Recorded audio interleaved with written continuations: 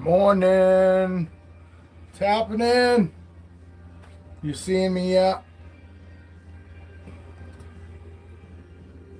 I'm gonna try to fucking clean that lens. Bear with me, people. Bear with me. I'm gonna try to clean this camera lens. Just wash you guys' face along with this camera lens.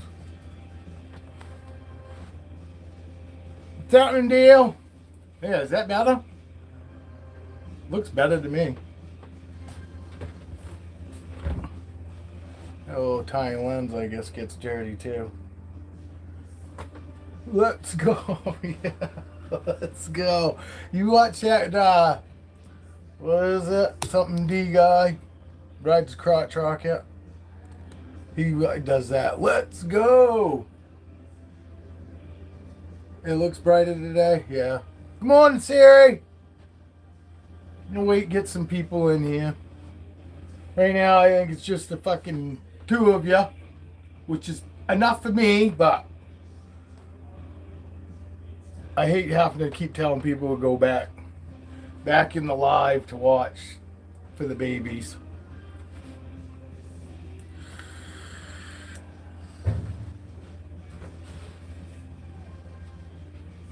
My girl Roxy. Yeah, no. No.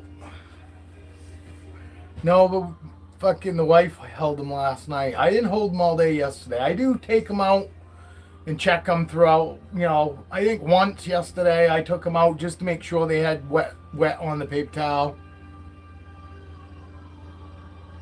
She looks skinny. You take them babies on the bike yet? She looks skinny. Who looks skinny?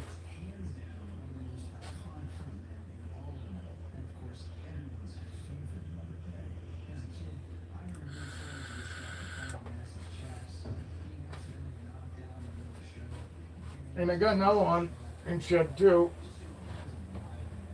She actually hissed yesterday at me. She's not right now. But she did yesterday for the first time I heard Roxy hiss. But like I said, she just shed last night and I just think she was like, hey, don't mess with me. It was so light, I almost didn't even hear it. But she had most of her body up front here and had her head up behind her hide, and I just went and gave her a couple pats, and all of a sudden I heard, and I was like, what, really? But that's the first time I've ever heard her do that. And honestly, that was just her saying, hey, please don't pick me up. Because it was ever so slight, too.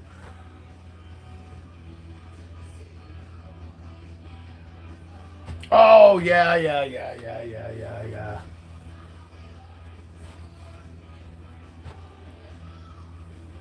That's pretty good size. That's a pretty good size fucking condom right there. That's a pretty good size condom right there.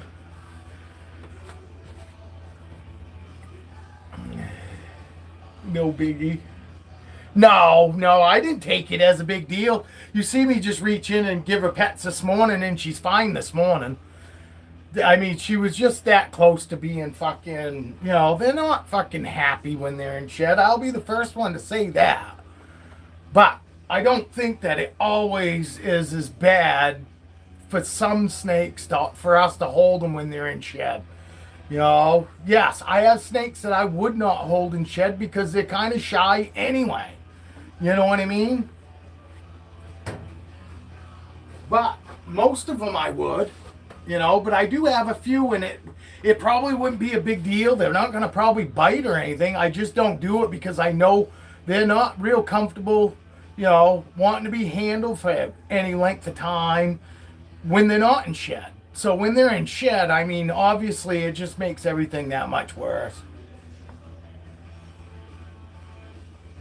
Oh, yeah. I got you. Yeah, I mean, obviously she's not very skinny.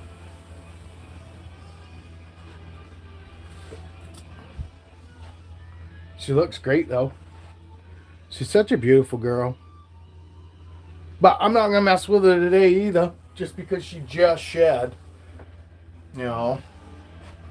And I know this skin's curing and drying up, and I'm sure it's still kind of, hey, what's happening, Evan? I'm sure it's kind of scratchy, itchy still, even though they got rid of that skin. Now that the skin's like when it, you moved her? No, that's where Roxy's been the whole time. No, she fucking shed this morning. And I was telling everybody that. We were just talking about sheds. The room's backwards? No, it isn't. No. This is the way the room normally is.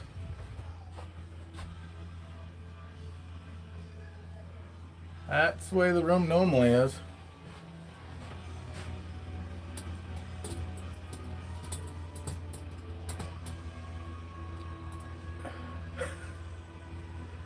No.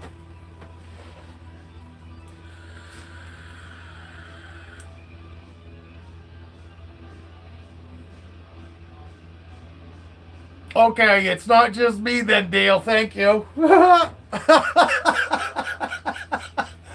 know, buddy.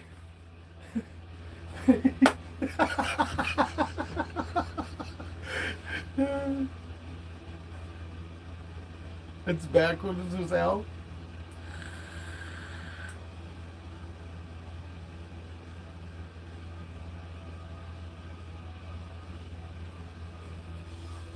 No, Bo is always here. Ball pythons, and then my small racks. Yeah, it's always been like that. When I'm standing here, they're always on the right. My right. You guys is left.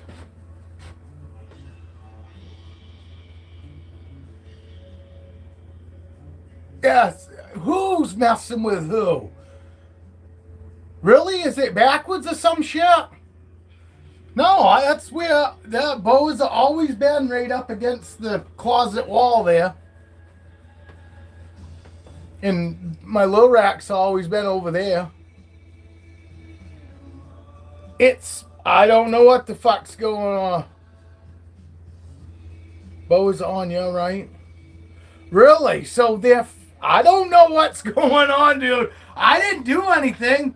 Here, looking here, right here, pointed right there. That is my boas. And the boas are always on my right hand shoulder. No, I didn't. I didn't change anything. Yes, on my left.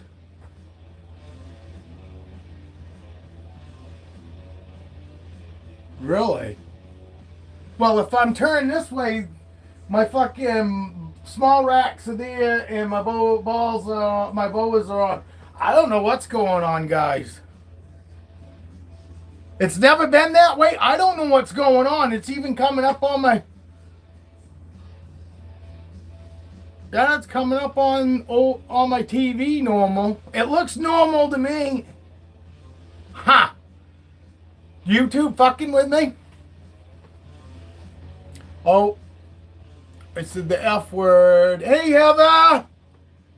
Heather's in the house. No, I don't know. Maybe it's... One thing that I did fuck up this morning is when I went and started posting, like, let me get a fucking snake here before fucking everybody starts leaving. Let me grab a snake or everybody will start fucking leaving. They want to see snakes. They don't want to hear me fucking run my goddamn gums. So anyway, here we go. We'll pull out a beautiful pied for everybody to see. You haven't seen her in a while, so here we go. We're going to look at her and listen to my fucking mouth. I believe you guys, but I'm telling you, the only thing that I screwed up this morning is when I posted the live, I didn't put what time I was going to start it. I didn't even date it. So I had to go back after and date it and all that. Jeez, maybe it's because I cleaned my lens, Dale. Maybe it's because I clean my damn lens. Huh?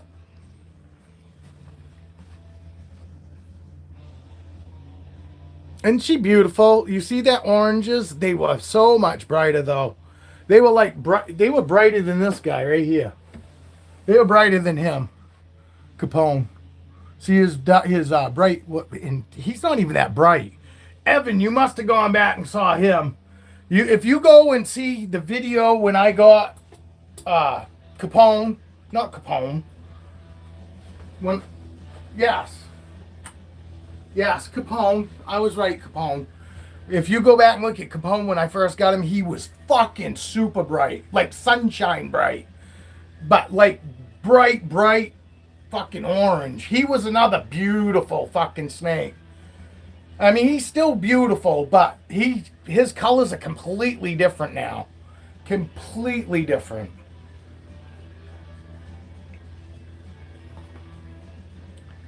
Evan, did you find that video? Did you that link that I sent you, did it work for you to see Lucky when I first got Lucky?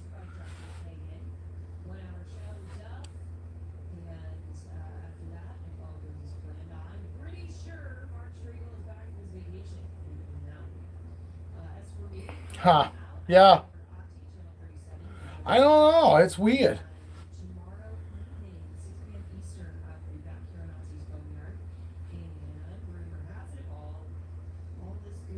The only color that is different on her is her oranges. Her oranges got to like a burnt orange now when they were a real bright, vibrant pumpkin orange when I first got her.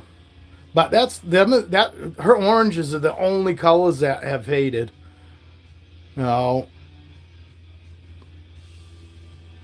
and she's still really pretty. I don't get me wrong. I'm not complaining, but people don't talk about it a whole lot. And I guess fucking where people aren't necessarily buying my snakes anyway, it ain't gonna hurt for me to tell people. You know, some of them fucking some snakes do dull. She dulled up, but I mean she's still beautiful. But you know, I just want people to know going into it, they do, a lot of them do darken up. You get Dale's Desert Ghost stuff, that they hold their colors, you know, but pretty much there's only a few fucking morphs out there that you can breed with certain other snakes and it will help them keep their colors. I think Les is one of them. We already went into it. I can't fucking remember all that shit. I have a fucking hard enough fucking time remembering fucking my own name. I had to go back and fucking put the date in the fucking damn time of the fucking live. I forgot all of that. And I knew it too.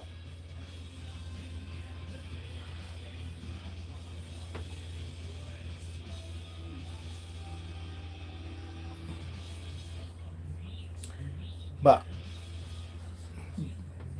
I like these low. I like the low white pieds. You know. And she's perfect to me. This girl also came from the same person that I got Captain, I got Blaze from. Actually, not Blaze, but I got Captain, I got her. I got, who else did I get from, trying to think. But I got Electra from Elizabeth Booth, Little Egypt Reptile, Royals, Little Egypt Royals. I got her from her. I got Captain from her. I got Captain, the father of that fucking clutch, the first clutch there.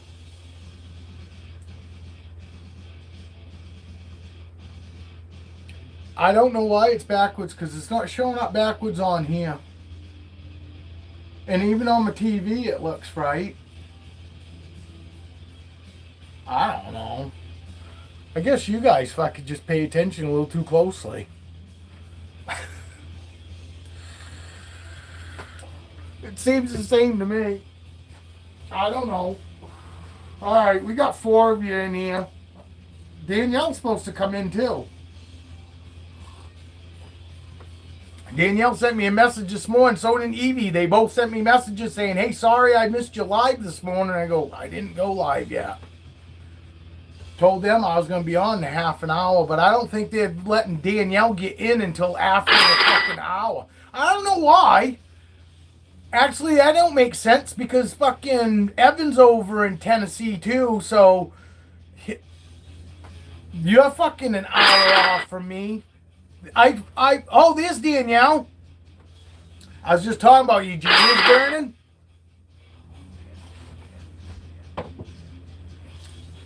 Don't rewind it, because everybody was talking really, really fucking horrible about you. Me especially. So don't rewind it. We don't want to ruin your day first thing in the morning. But the usuals are here. Evan's here. Dale's here. Dale, Evan, Heather, you now. Evie should be coming in too, because it sounds like Evie's going to be around. Oh, yeah. Don't go rewind that. You'll turn that fucking frown upside down. Oh, Siri, sorry. Fucking thank you, Dale. Siri, sorry. Siri's here too, but I did call you a usual. So there's that. Alright, you guys want to see babies? Wife held them last night. I'll go into it again. Sorry, Dale. You'll have to listen to it. Wife held the babies last night. I didn't really hold them yesterday. I just checked them a couple times, make sure they got some moisture. We got wicked orange bellies going on. Super orange bellies. Oh, you too, Siri. Sorry, you're going to hear the whole spew again. Because Dale and Siri were the first two in this morning. You girls are always running late. Just like in life. All right, you guys ready?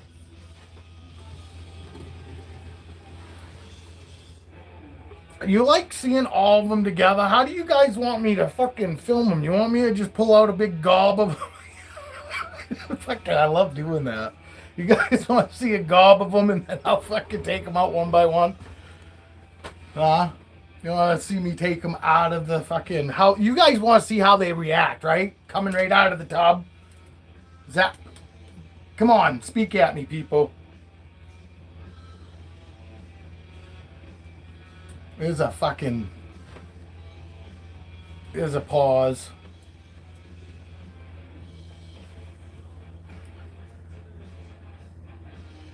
Yes.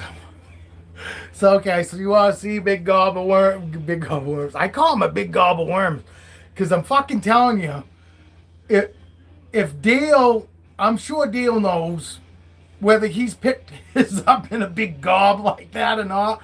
They do. And it's not slimy wormy like, but just the way they just kind of like feel like they're melted into you. They don't have like a whole lot of muscle tone yet.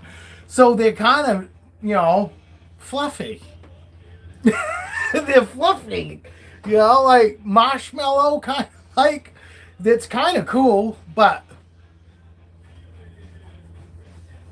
isn't it it feels like that, don't it? It's like fucking when you're a kid and you pull a gob of worms out and you just got a gob of worms in your hand, minus they're not slimy and they don't stink like fucking worms can stink sometimes if you don't keep them cleaned out.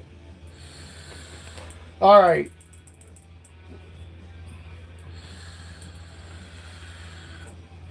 And it's fucking, I don't care. I act stupid. I went back and watched that video. I don't know. I was acting pretty stupid. But that was me. That was an honest to goodness fucking my reaction to fucking animals.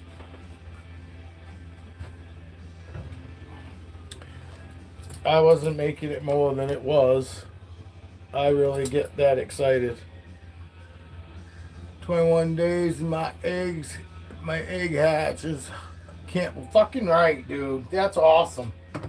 I can't wait to see what you get. There they all are. Can you see them?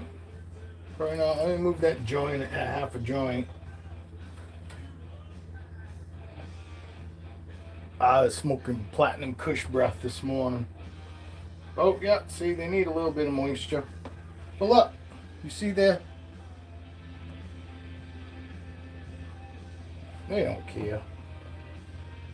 I just go in nice and slow and gentle. Tickle them up. You know, tickle, tickle, tickle. That's what I call it when I pick, you know, when I'm just moving my, because all I'm doing is I'm just doing this. And I call it tickling. I'm not really tickling them, but it's just to raise their bellies up so I can keep getting my hand farther and farther and farther under them, you know what I'm saying? But they are all in shed now. They were super pink bellies last night.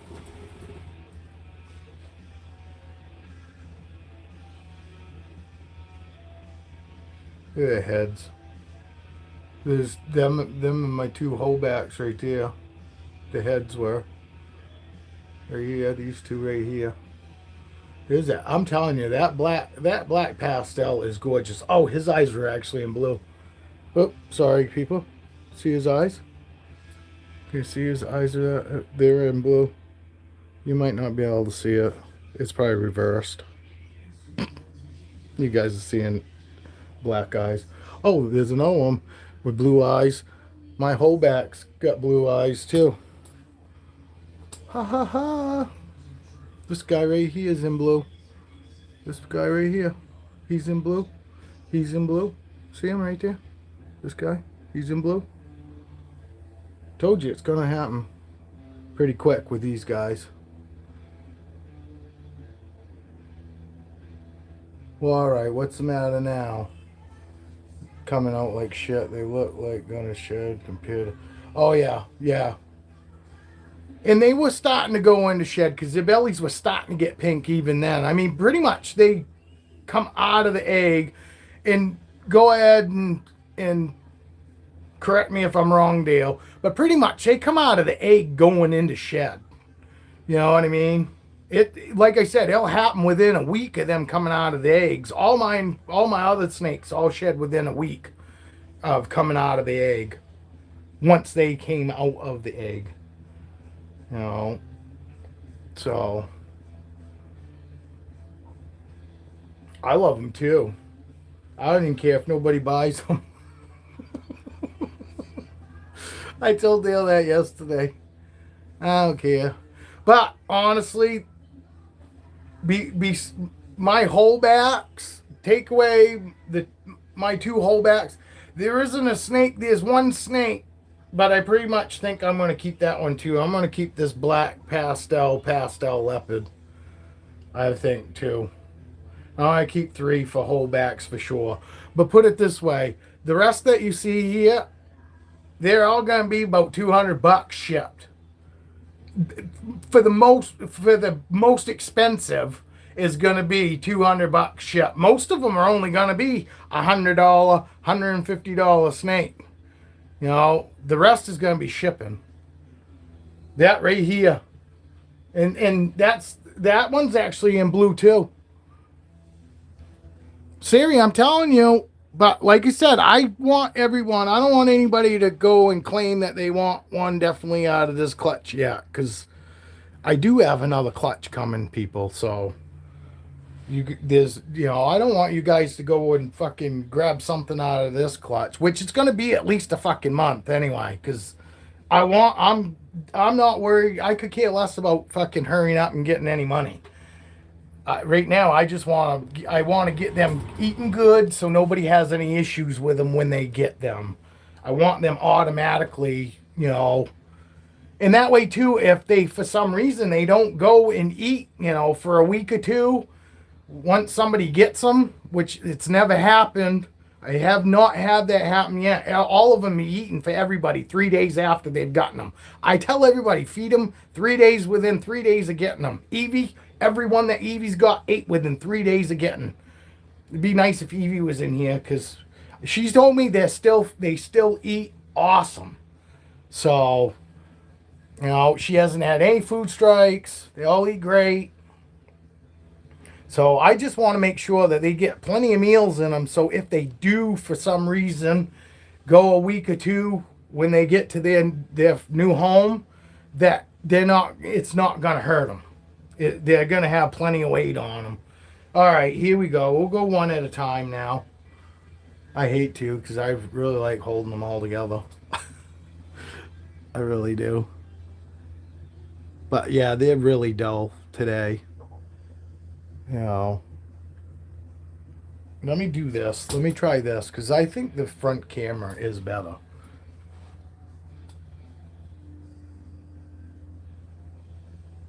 I'll give you a shot like that. Oh, see the blue eyes? There you go.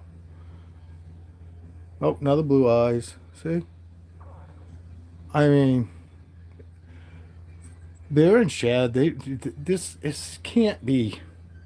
Look at the peaches in that super pastel.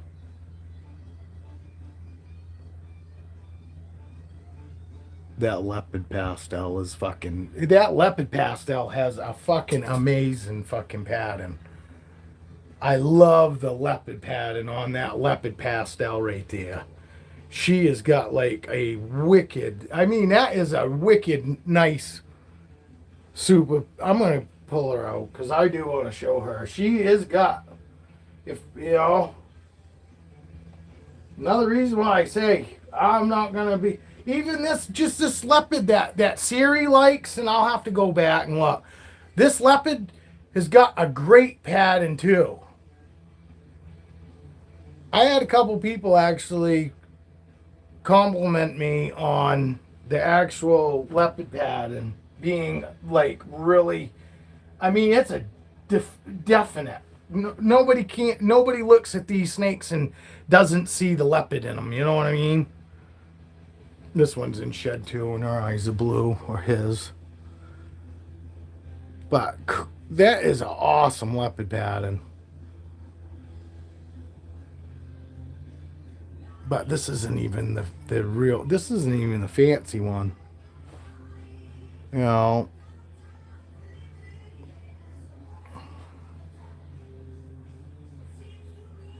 But no, I didn't produce any big dollar babies. Not in this clutch. But I didn't produce any normals.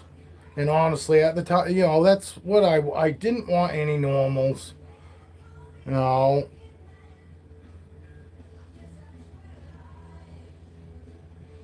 I do like normals, but normals don't sell.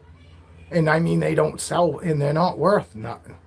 Yes, they're worth something because they're a living being, but as far as money wise, you know, they don't have a cash value, and you know, and with all the morphs and all that, I'd have to give them away, you know, and actually you know, I might actually, if I get a normal double hat again out of the next clutch, I might pick somebody that actually buys a snake from me and might just throw that snake in for free.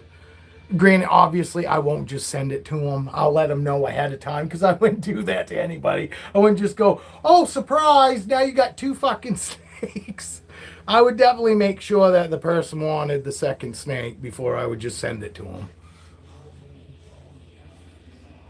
But Siri likes this one. And this one is going to be more yellow. Will be a lot more yellowish. You know, and the blacks are going to pop more. The color's going to pop more. You know. But look at what a gorgeous baby. I mean, its eyes are all blue and super docile. I mean, Christ, look at the size. Look at my pinky, size of my pinky compared to that snake's head. Whoops, sorry, dude. I didn't mean to poke you in the face. That thing ain't gonna hurt a bit. A 300-gram snake, people, doesn't hurt. Literally, it doesn't. If it bites you, most of the time, it's going to be a quick snap at you. It's going to feel more like a headbutt than anything. But I'm telling you, you'd have to, anybody that gets any of these snakes, by the time I get done with them, you got to be a complete idiot if you get one of my snakes to bite you. I'm sorry. I'm sorry. And I know none of you guys are, and I'm not calling any of you guys an idiot. But I honestly feel by the time I get done and these guys are ready to sell, if somebody gets bit by any of them, you guys just did something like way off from what you've seen me do. I mean, honestly, I'm giving everybody that gets a snake from me the very best chance to have the very best friend come in the mail and be your best friend from the day they arrive. Literally. Because I'm not everyone else. I'm not going to tell you, wait 2 weeks to fucking hold your snake. I'm not that person. These guys are going to be well established, well used to being handled. And these guys don't care who's handling them as long as you're going to handle them gently. And you're going to respect them. And you know, you're not buying them because I want to see how they eat. I love how they eat, man. I want to see the snake eat. Fuck that. That's the worst part of it for me. And it's not a big deal anymore. I mean, it's like nothing now. You know, it still amazes me how fast they are.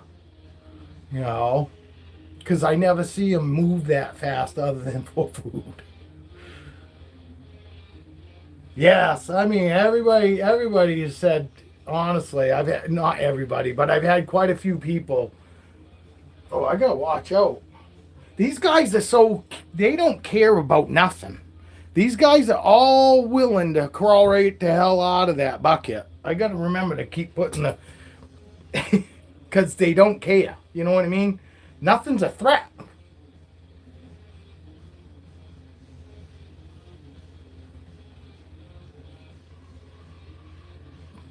Oh, I got to go back.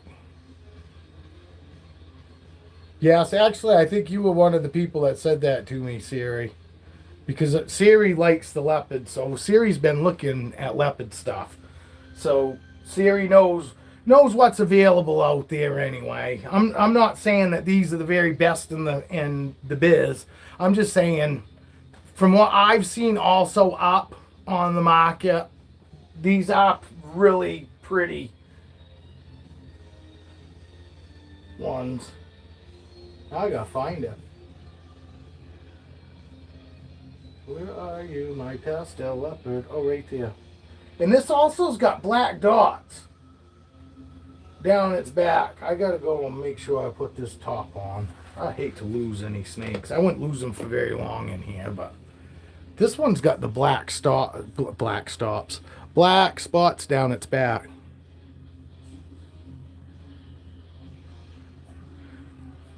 No, I ain't doing pinky rats. And actually, I got two. Hey, no, black. Look, these motherfuckers are coming right out as soon as I take top off. I got one. I've got three in there that I have absolutely no problem starting right off with rat pups.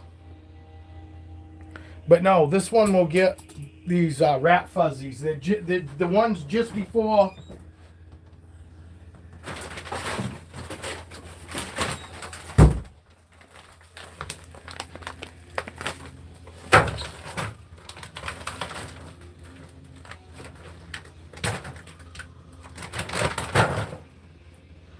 We'll get this right here, Evan.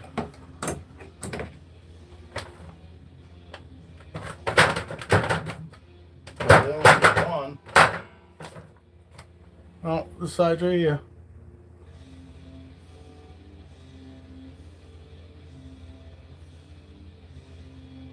That's what it'll eat. And I got two that I'm probably going to start with rat pups right off the get-go.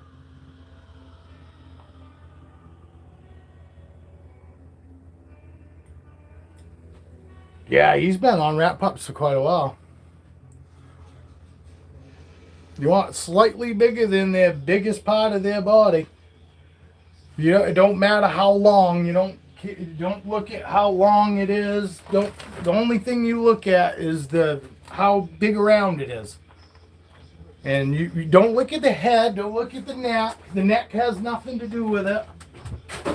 You just look at the fattest part of the snake and you want it slightly larger than the snake. You want it slightly larger than their body, and that's going to be perfect for this girl right here.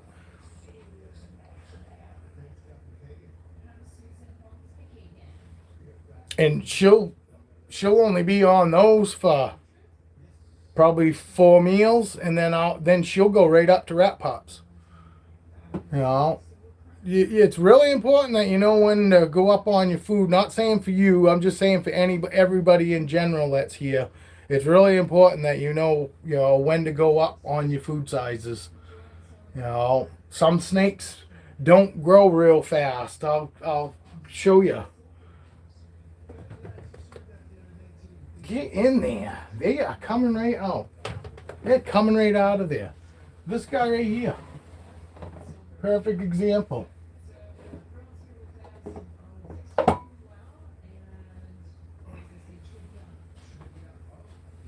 He is a 2021 snake. And he is little. And he eats small rats. And he's been on small rats for, geez, probably 6 fucking months now. But he's not putting any more size on. He ain't putting any more weight on. So he's definitely not going up to a medium yet. So some of them you will have to stay. There are the exception to the rule where some of them will stay. Like I said, he's been on small rats for over 6 months now. And he's not gaining any size whatsoever. You know, he's not getting any longer, which is weird because I just think he's going to be like a dwarf ball python. 2021. And look at him. He looks fucking great. He eats great.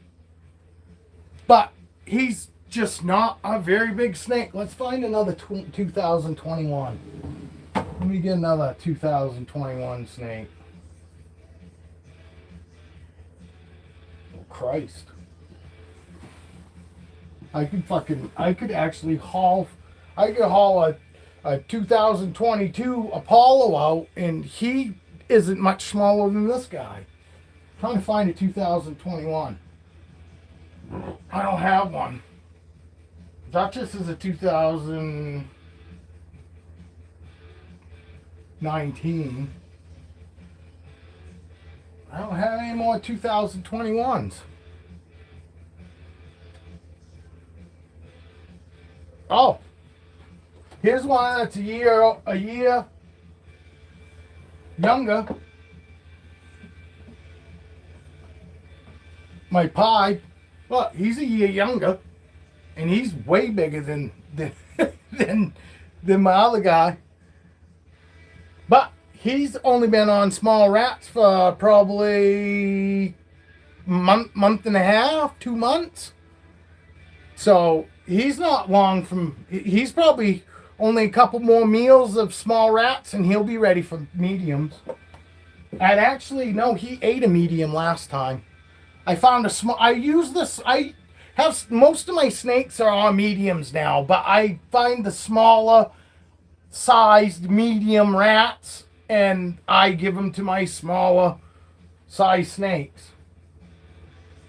I'm sorry, buddy, I know. All right, we'll get back to the babies. But he's not very big. He's not very big. Some snakes just don't get big. You know? And I could force him to get bigger, because that's the thing. Just because he shouldn't eat a medium doesn't mean that if I offered him one and he ate it, he would get fat. You know, he would get fat and all that, but we don't want fat snakes. We want healthy snakes. Healthy, you know, healthy weight, healthy snakes, fucking, a lot more fucking active too. You know what I mean? You the fatter, the bigger the fucking snake, the lazier the snake. For some. This guy's pretty active. Caesar's pretty active for being a big dude, but he's not overweight, you know. All right. More babies.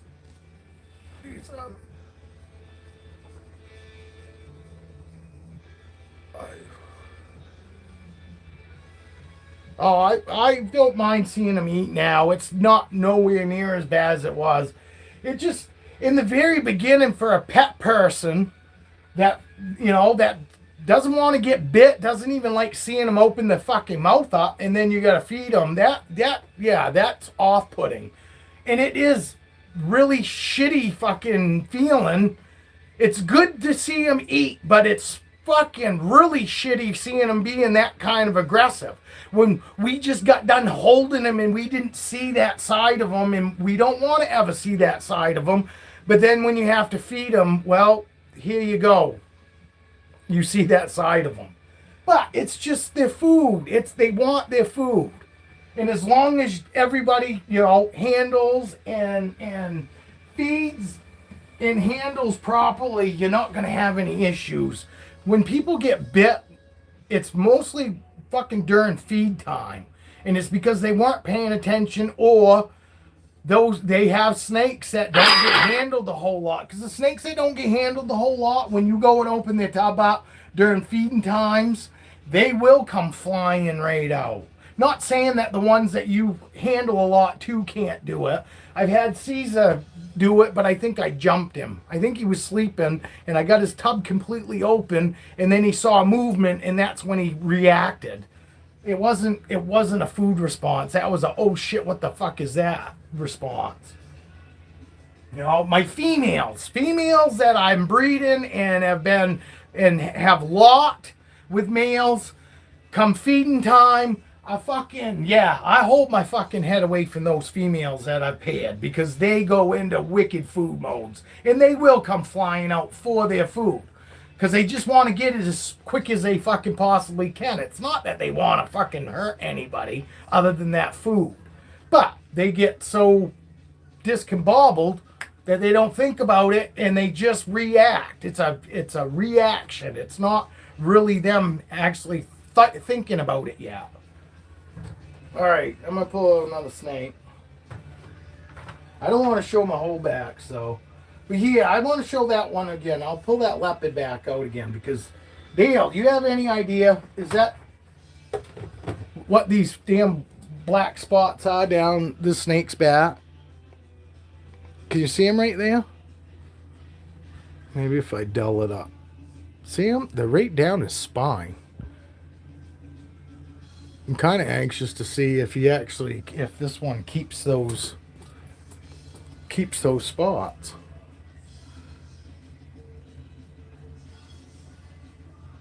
It is very tempting to just say to hell with it and sell 2 out of this clutch and then keep all of them. Keep the rest.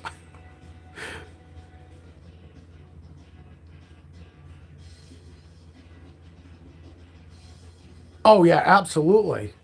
Oh, I guarantee you, as soon as I whip out one of those rats out of the package, every snake in this room knows that fucking there's feeding going on.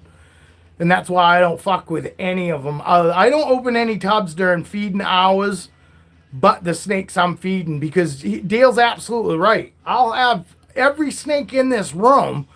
It's the feeding time of night that they're more in tune to, not so much the night that they're going to actually get fed. They just know when I normally feed. So if I go into any of these tubs during that time, they're all in food mode, and they're all going to be willing to eat.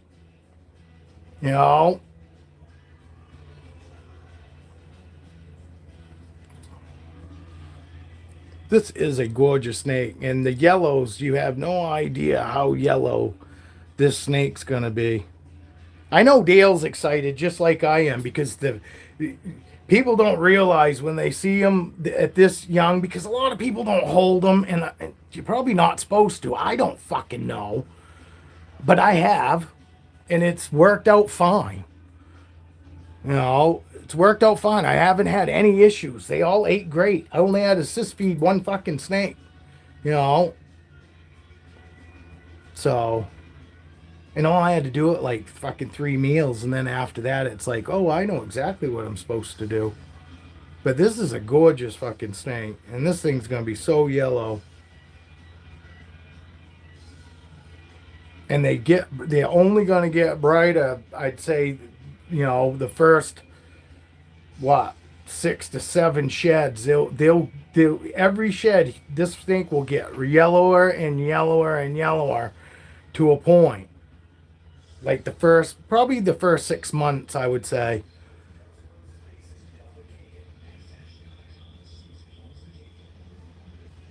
Yeah, Deal just wants my whole back. Yeah, but I mean, there's going to be other people that, and they have a good argument too.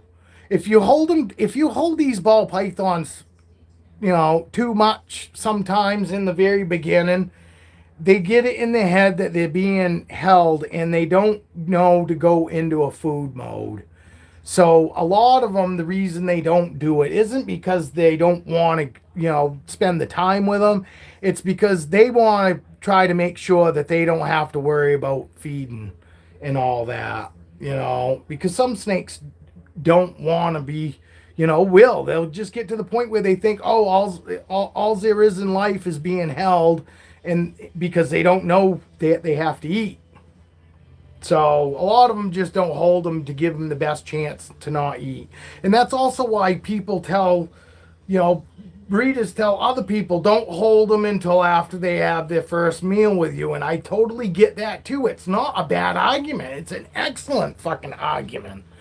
You know what I mean? But for snakes that have been held on the regular, that eat on the regular and eat good, that to me is the exception to the fucking rule.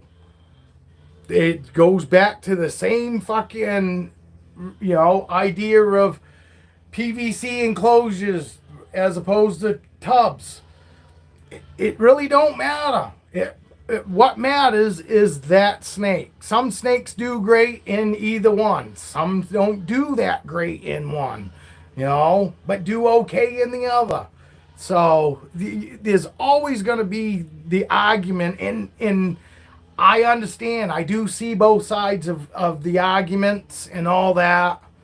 I just, until it really affects me on my decisions and how I do things, I'm going to keep doing stuff the way I do it. And I'm not saying I'm anybody. I'm just a fucking guy that loves animals. I'm nobody. I'm not a breeder. Just because you have 4 or 5 clutches doesn't make you a breeder. Doesn't make me anybody. Just makes me somebody that actually, bred a few ball pythons and got a few clutches. That's all that means to me.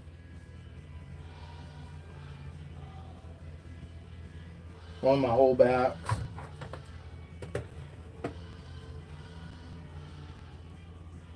I don't know. Nobody should give a fuck about how anybody else, as long as they're not being abusive.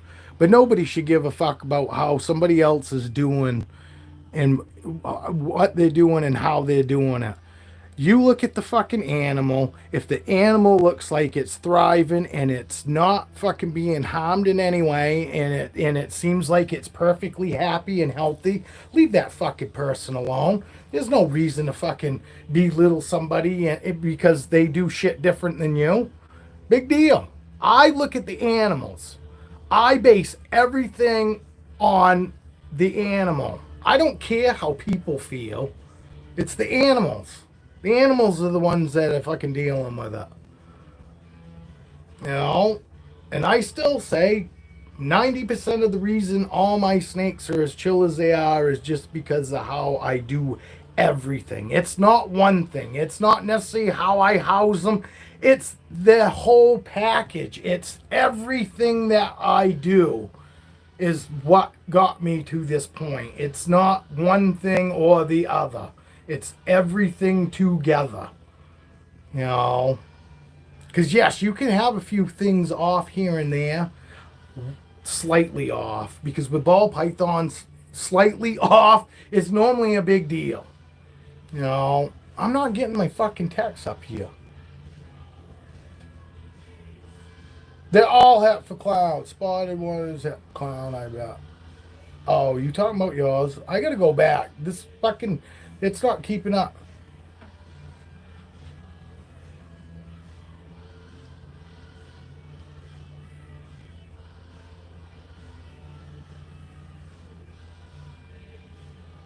Wow.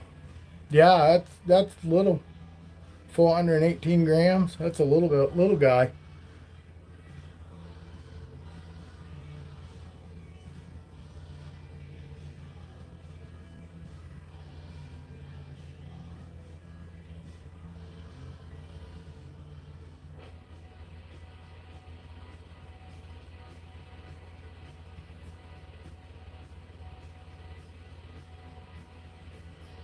Yeah, sorry, Dale. I'm just getting your message where you got an 18-month-old at 300 grams, 100% dwarf. I know. I swear to God. I swear to God, there is a dwarf ball python. Don't, and I don't mean that seriously, but I'm telling you, Max, he was like, I don't know, 6, 7 months old, and he was only 60, 70 fucking grams. And even, oh, he came from Elizabeth Booth. And even she said, she goes, I don't know what the hell. He eats awesome, but he just don't put no fucking size on for some reason. This guy is like clouded right up. See it? He's like clouded, super clouded right up. Yeah, I don't know what's going on. No, I didn't see anybody's messages, and now my messages still, they're not scrolling for me.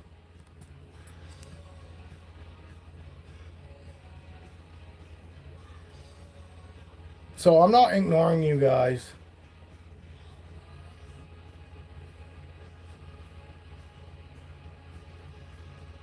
Yeah, I'm gonna swap this around again because I really think that this really gives like the best color. But trust me, he is super dull. Super dull. So those blue eyes. See the blue eyes? You see how good they are? Do you see me having to chase them?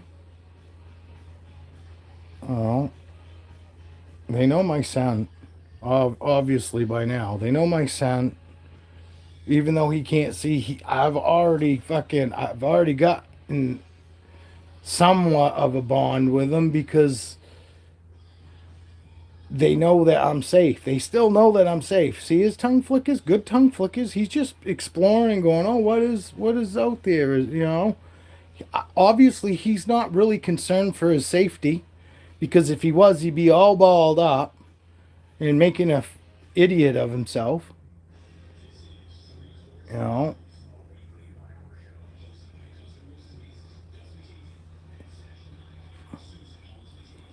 But here, I'll show you what these guys are doing to me. Look at them.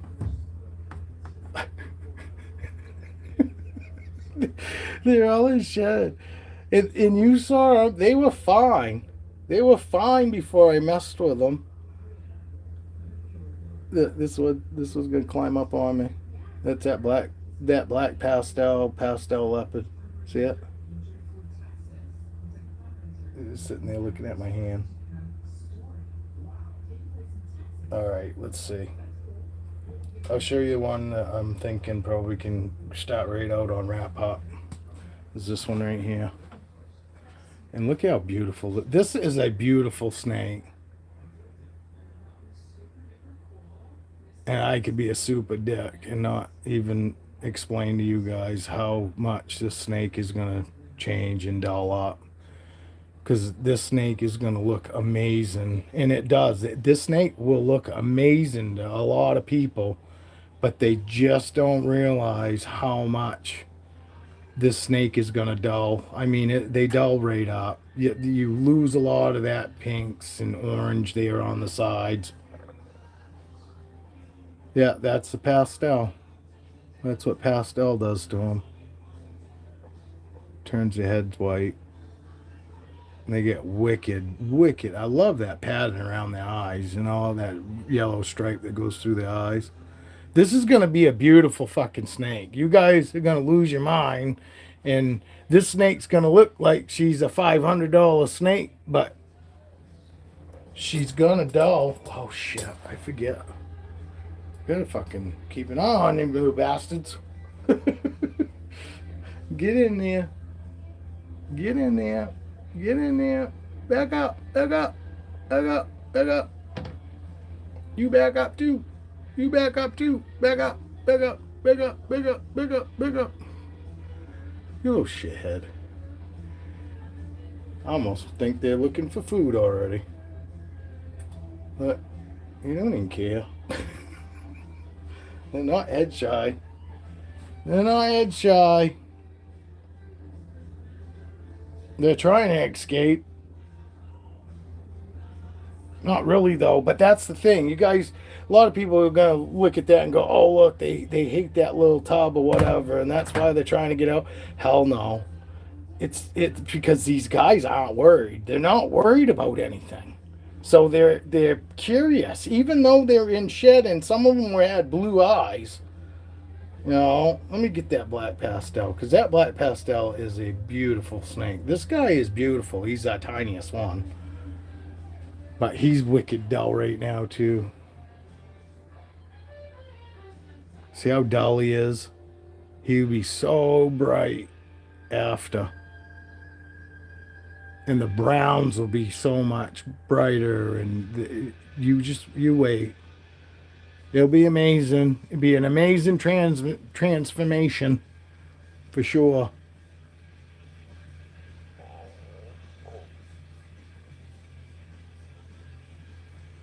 Focus on my damn snake.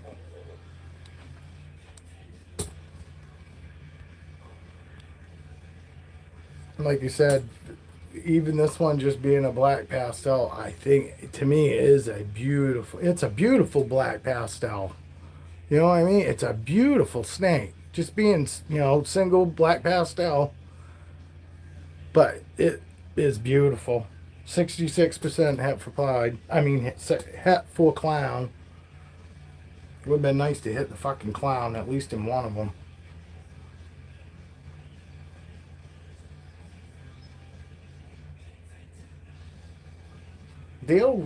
They'll show you his babies.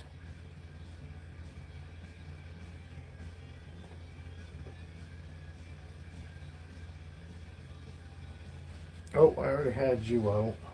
I'm getting another. I'll get my other whole bat. I don't think she's a silver streak, Evan, because if you look at the silver streak, that silver streak had orange dream in it, and these snakes have nothing orange dream. The mother and the dad have no orange dream whatsoever in them.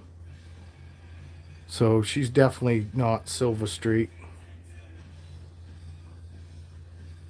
Because the silver streaks that I saw actually had orange dream in them.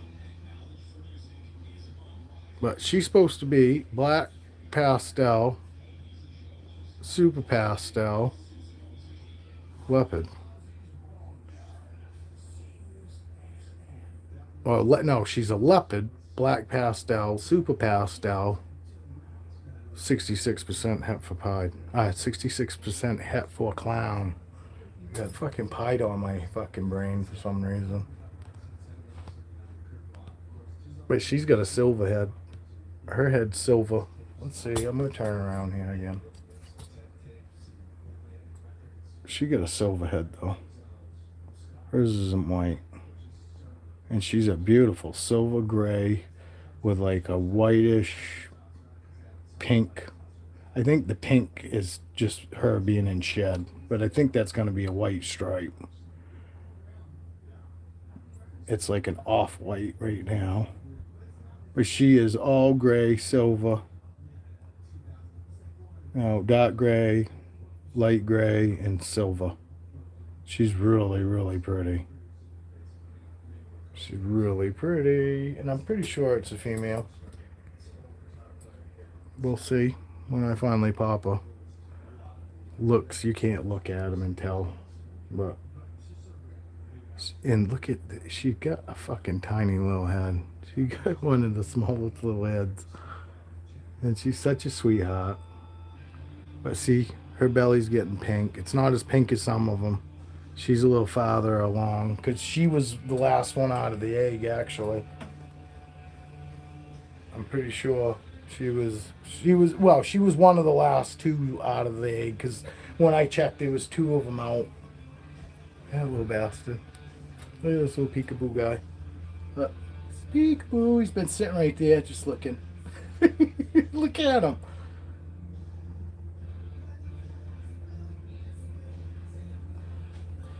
Stick my hand right in there with him. Look.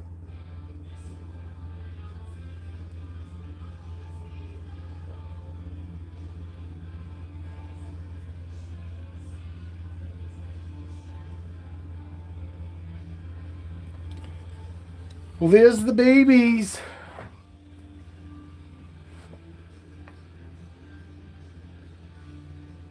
It's awesome. All different. You know, all different from each other. Got a lot of the same. They obviously got a lot of same genes, but they all are distinctively different than the next. I didn't get any doubles. You know, sometimes when you're doing clutches, you'll get doubles of stuff, you know. And sometimes, I mean, we want that. Like, I'm hoping for doubles on Clown Albino Inchies. You know, I'm hoping to get doubles on something like that.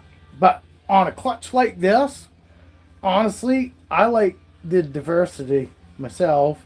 Yeah, it would have been nice to get a couple more of my holdbacks. I'm trying to show you guys me messing with them and then not even caring because I got to get this water bowl back in there somehow. I'm going to have to put this camera down. I'll let you watch, though. No, you get back in there, little one. That's middle finger.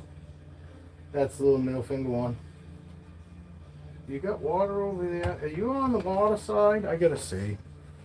I'm going to pull them back. Oh. Look at this one.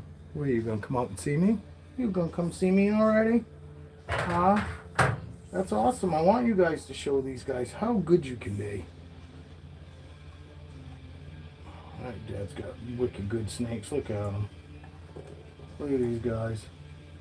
Oh, get your head back. Come on. I just had it to where I could put this bowl in there. Alright, stay there for a second, okay? Just stay there. Stay there. Stay there. Look at this one. What are you doing, little guy? What are you doing, little guy? Look. Let's see if I can mess with you. Look. Oh. Look, this guy gonna climb right up my hand. Yeah, I don't know what's better than babies. Animals, anyway. Nothing better than baby animals.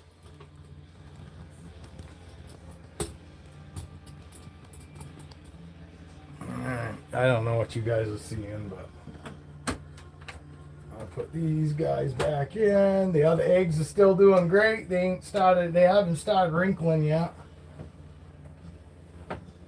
Nope, no wrinkling. Still beautiful white. I'll show you guys on the 31st. When we get to the 31st,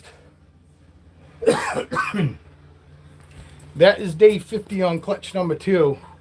I'm super excited to see what we're going to get out of that too, out of that clutch. But I know what I'm going to get. I just want to know how many of each I'm going to get. That's what I'm hoping for. I'm hoping to get a decent amount.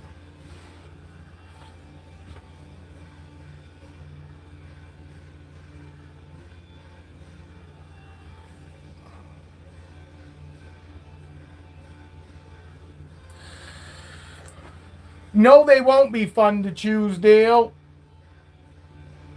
No, I have not, Danielle, and I'm actually hoping that you people out there in YouTube land will help me. Hey, if anybody's here, still, I doubt it, because we only got 4 people in here. But anybody that's here, if you haven't subbed, please subscribe. It helps. You might not want to watch me, but maybe somebody else. Your device is overheating? Oh, that's why.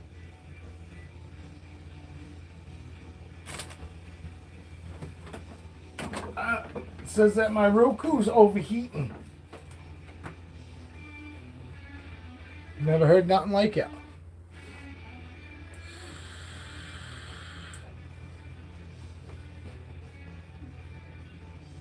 No, I do. I'm going to need help with names because I don't have. I've got so many snakes now. I've pretty much run out of names that I could think of on my own.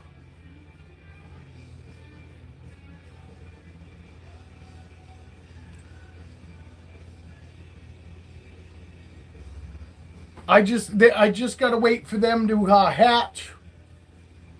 Hatch. I gotta wait for them to shed, Danielle. As soon as they shed, which should be within the next. Some of them are gonna shed probably within the next couple days, and as soon as they shed, they go into the rack.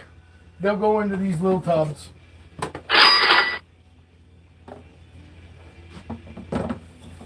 I'm picking up a couple of them tubs this weekend. I'm going to move Corona up and Storm up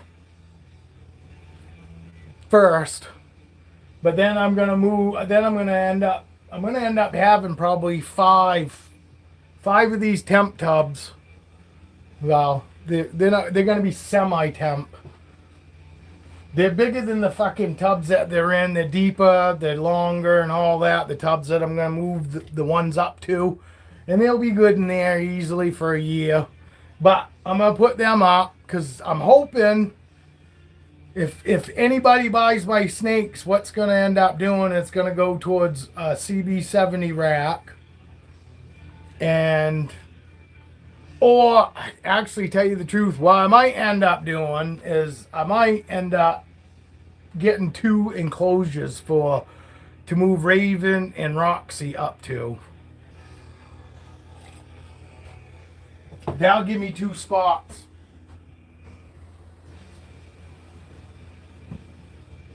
Will you come out for me, girl? Come on. Oh, she's doing way better than she was the last time I took her out. She's gonna be okay today. She was fine, but I could tell she really didn't want to be out. Hi, pretty girl. Get your tub closed up. But yeah, that's what I was thinking. I was thinking go and get 2 enclosures, get an enclosure for this girl, and then get an enclosure for Raven. And then I can move 2 of my snakes up into that. And then after that, hopefully buy a CB70. Hi, Julia. I'm hoping to get a CB70 rack and get some of these males moved up. But we'll see if they even like them. I mean, they might not even like the CB70 tub, and if I have to, I'll fucking put them in that, like, because fucking Lightning hates that fucking CB70 tub. Hates it. But he's too big to me to have in that, the VE6 rack, which he does great in. But it just seems too small fucking to me. That's why I went and got him that other tub. And he does great in that tub. Compared to that CB70, he fucking was just always fucking all over the place. And now when I take him out, it takes him a lot longer before he starts going into that fucking, corkscrew and acting all retarded and shit. Look at how chunky she's gotten. She's gotten thick. She's not really thick. She's like thick width-wise, fucking body girth. Look at that fucking belly. She got a belly like that IMG's. It's kind of funny. Well, kind of like the IMG's. It's not the same. But it's close.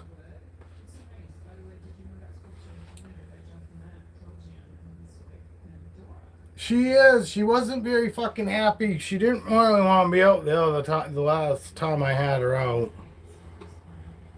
And she was just wicked stiff and shit, you know what I mean? And I could just tell her demeanor was totally different than it is today. She's moving around nice and slow. She's not like, oh, you know, she's not squeezing on me. Because I put her back the last time because she started squeezing on me really hard. And that was just her telling me, hey, look, come on, I don't really want to be out anymore. Because she doesn't normally squeeze me like that. You know what I mean? And it's little shit like that sometimes. And maybe, possibly, I probably could have kept her out anyway and maybe nothing would have happened.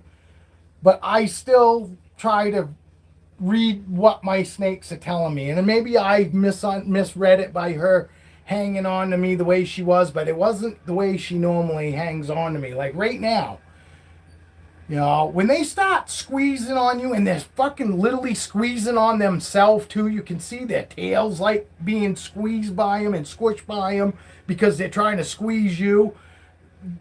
That's a definite sign that they're not real happy and probably don't want to be out and could result into something bad happening.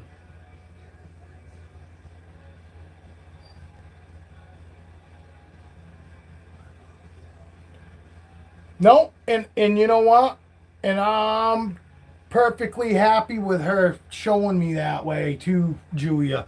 I'd much rather have her give me some good squeezes than have her sitting there hissing in my face or fucking going into what looks like she's about ready to bite me. You know what I mean? I'd rather have her squeeze me telling me. And to me, that's a fucking awesome snake. A snake that's gonna, instead of hissing, just like a dog. I commend dogs that fucking growl before they do anything. You know? I don't get mad at dogs that have fucking told people already, hey, leave me the fuck alone, and those people don't fucking listen. That's a good dog. A dog that goes right out and just reacts is not a good dog. A good dog is gonna fucking growl, do something to let you know, hey, don't fuck with me. It's up to us to realize, fucking, hey, that dog's saying don't fuck with him. You know? Not saying all dogs. And I'm not saying, I forgot about your kid getting bit by a dog. I'm not even talking about that. You know what I mean? I'm just saying animals, for the most part, good animals show signs that they don't want to be fucked with. It's up to us sometimes to realize what they're fucking telling us. You know, and I could tell, and I kept her out still. I said that. I said, oh, she really don't want to be out. I can tell. And because of the way she was squeezing me and all that. See that? I don't know why that's showing up orange. That is not orange whatsoever. What you guys are seeing is not orange. That is like dark. It's like dark reddish orange, but it's showing up way orange on the TV, and her tail is not orange. It's really dark color. But see, no, she's being awesome right now. She's squeezing my fingers, but just my fingers. Last time it was like my fingers, my fucking arm. Like, you know what I mean? She was like squeezing all of me. So, and no, I'm not worried about it because I'm watching her demeanor and her moving nice and slow like that. She's not looking up at my face. They will cock up and look right at you where they're planning on striking. Sometimes you've got a few minutes, you know, not necessarily a few minutes. Sometimes you got a few seconds. Sometimes you got longer than a few seconds, but normally they will steer right in the direction that they're going to strike you in. You know what I mean? So if she was sitting there kind of with a slight head up, staring at my face, I would just slowly like moved her away or done the Kevin McCurley twirl.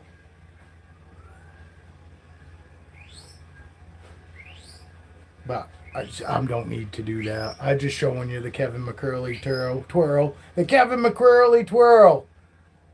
It's what keeps you from getting bit is the Kevin McCurley twirl.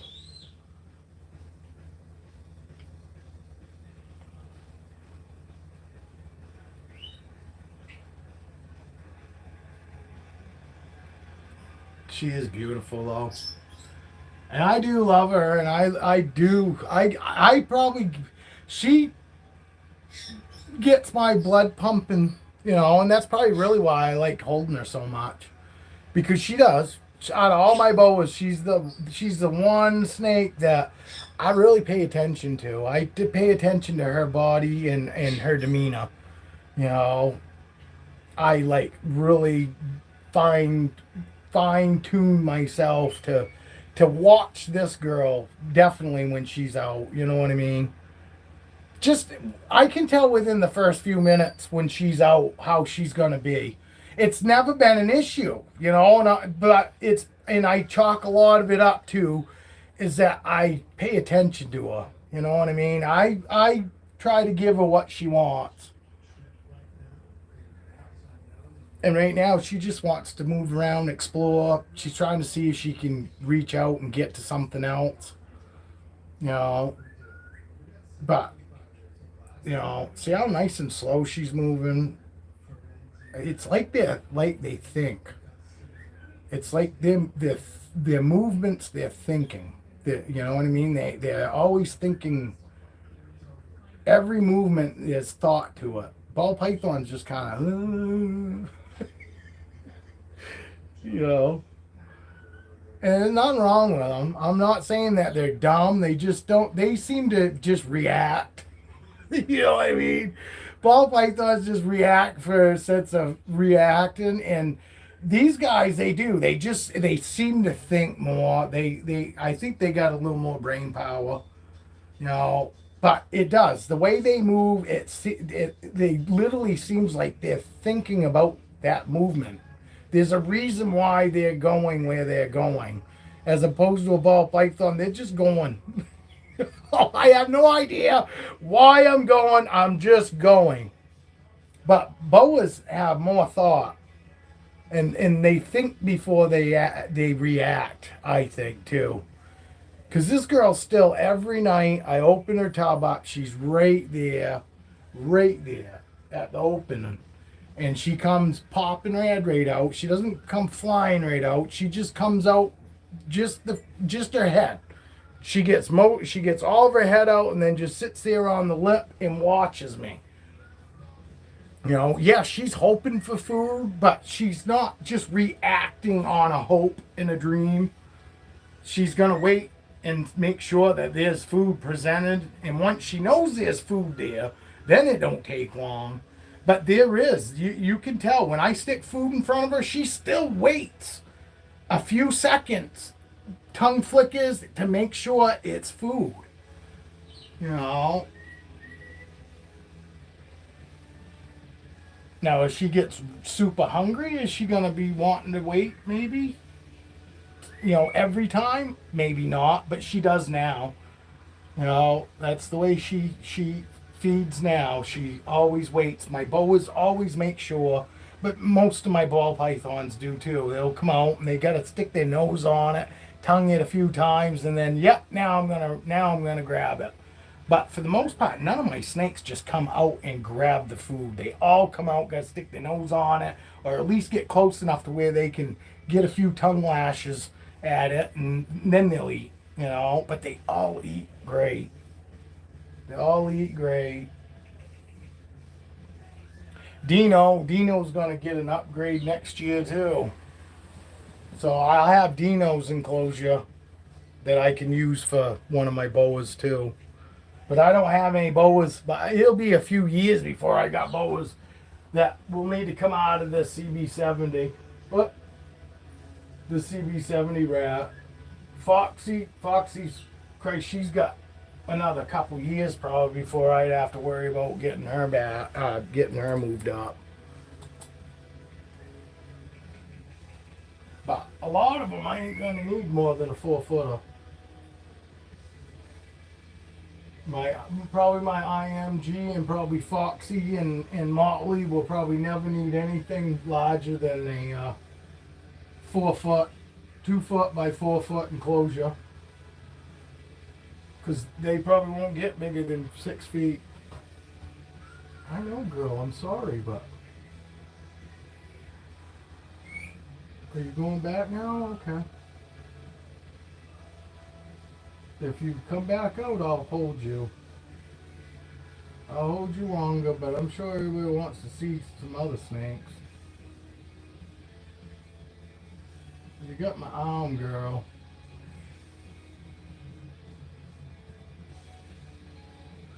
Which way are you going? I don't know what she's doing. She got my arm and my fingers. She got my fingers in this arm. And she got my arm over here. I try to pick my arm up. She squeezes my arm harder. There we go. Here we go, girl. I try not to force her off me because I don't want to do that. You don't want to, like, try to get them to do something they really don't want to do.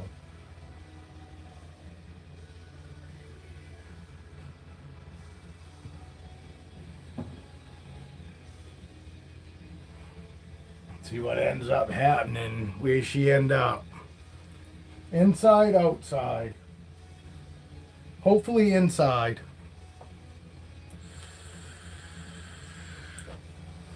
Motley's in shed too.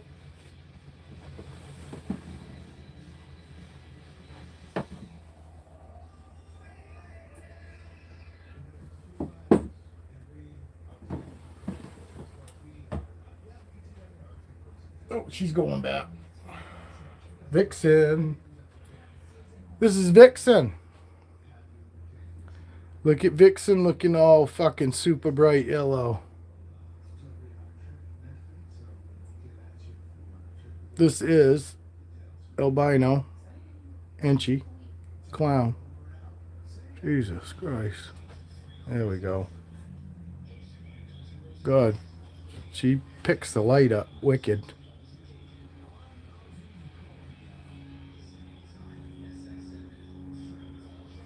This is my spore rotten little girl too, because she eats live. Only snake I have that eats live, because the only one that I couldn't get swapped back over from that first live feeding. I think I fed the first snakes when I fed live. I think the first 3 meals were live, and then I swapped to fucking frozen thawed. And I should have never fucking done it. These next snakes will have nothing but frozen thawed right from get go.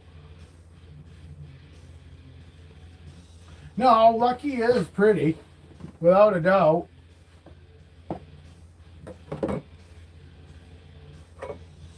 But his eyes are completely different than hers. His are more like I said yesterday, like a pink lemonade. Oh, come on, show your eyes.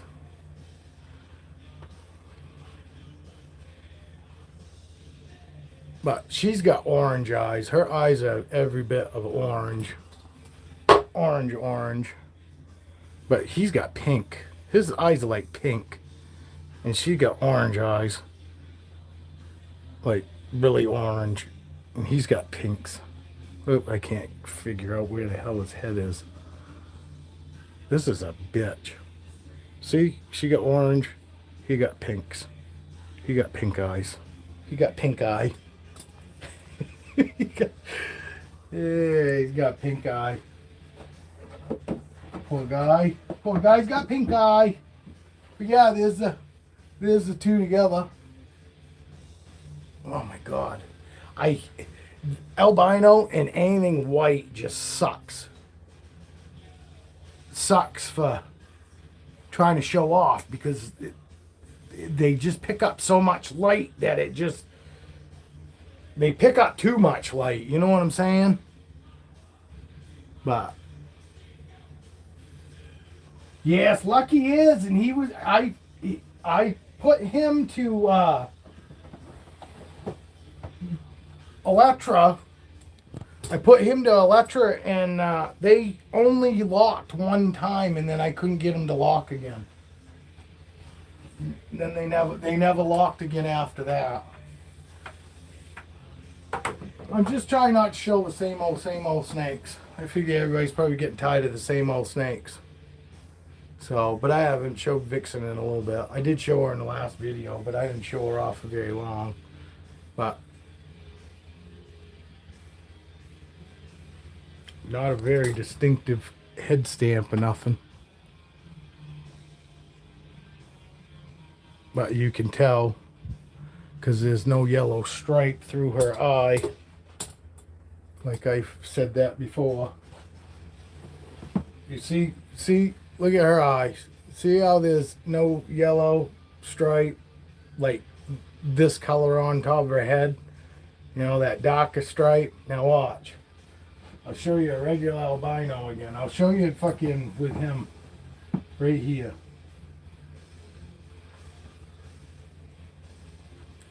Oh, come on, guy.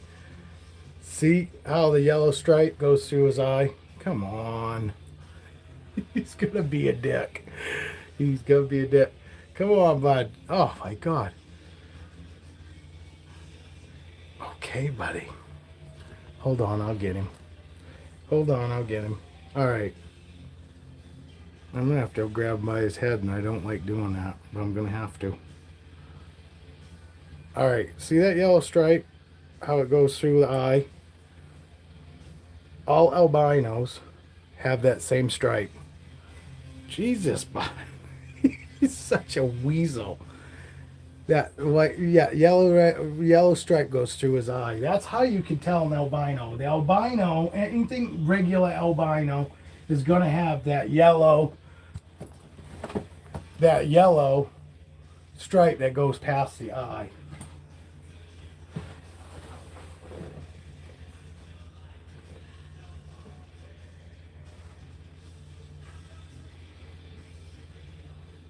Oh, you ain't gonna be able to see it because he's in shed, but he's the same way. He's got the yellow stripe, white stripe, yellow stripe that goes right through his eye.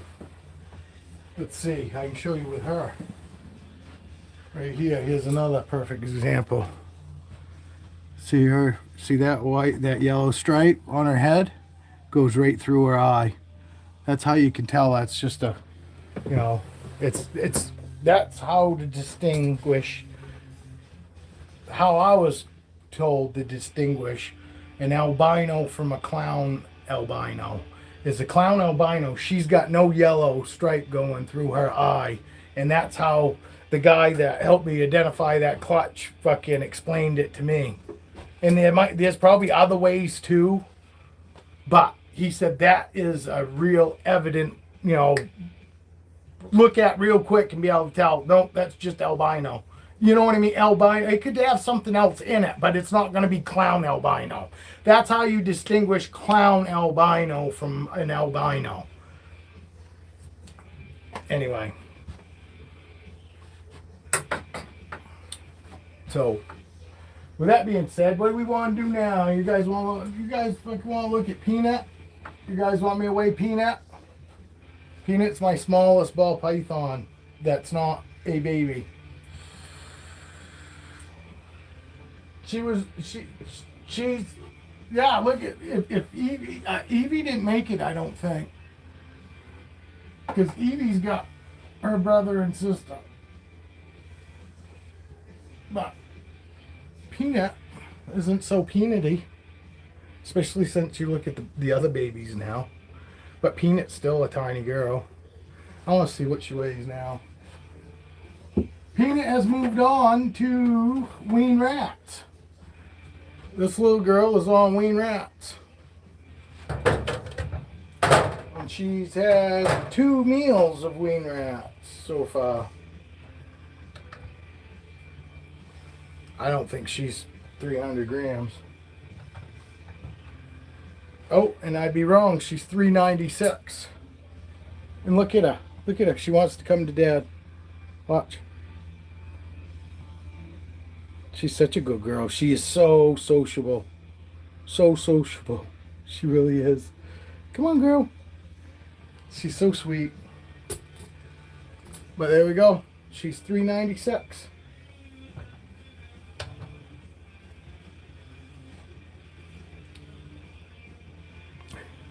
My little Peanut. She started on those same pinky fuzzies. I think they're called fuzzies. She started off on fuzzies.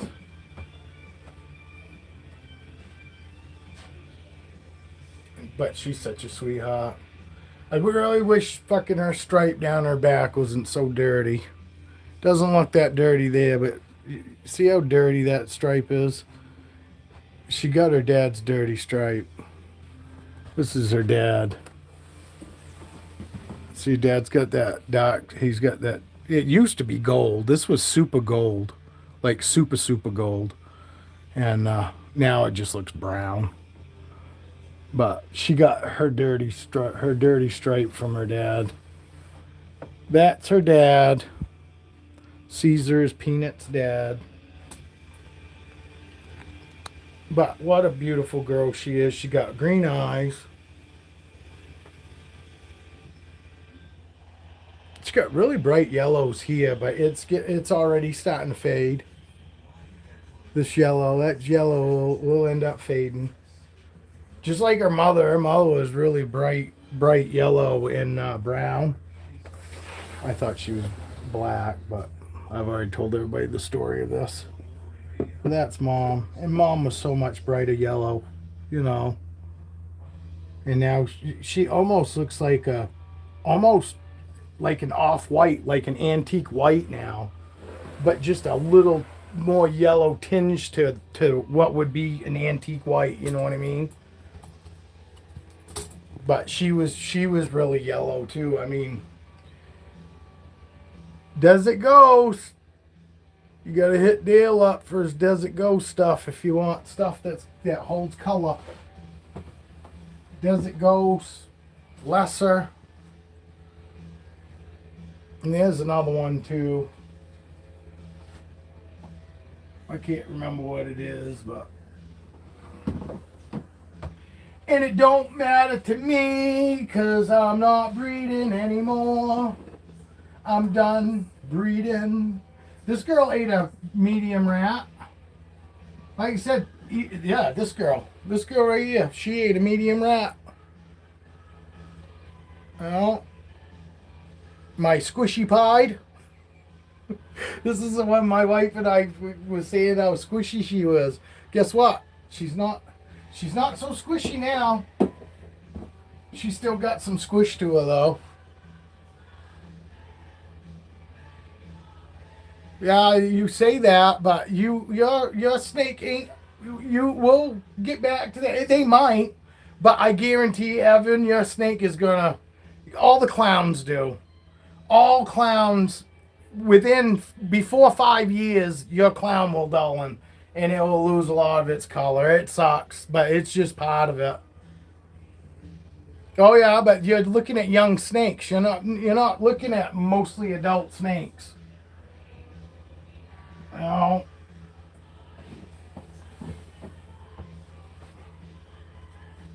But there's the exception to every rule. Because Feisty isn't nearly as dark as Duchess is. But she's still, and she's nowhere near as big as Duchess either. I was actually surprised how big Duchess is now. But I'll show you this girl. And this girl's 5 years old. You know?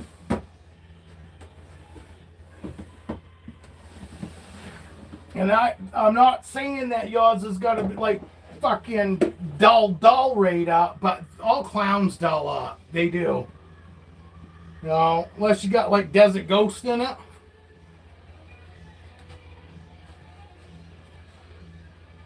This girl's held her colors way better, but she's still these guys are still super dull compared to when I first got them. You know.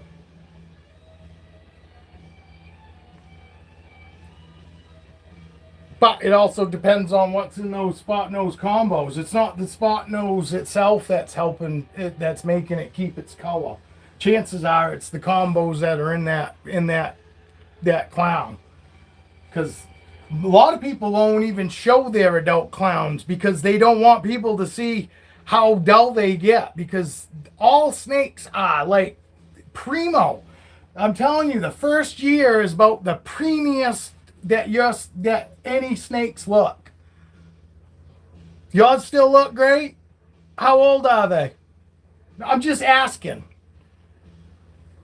I'm not saying that. Fuck it. I just want to know how old your spot noses are.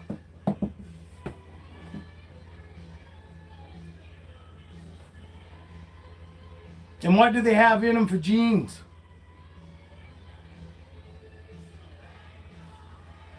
Come on, girl. Let go of me.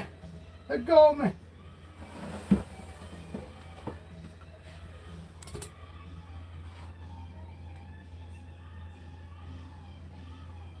But, and she don't even look bad there. She looks pretty good, but she's nothing compared to when I first got her. Nothing compared to when I first got her. But hey, how's it going, Patrick?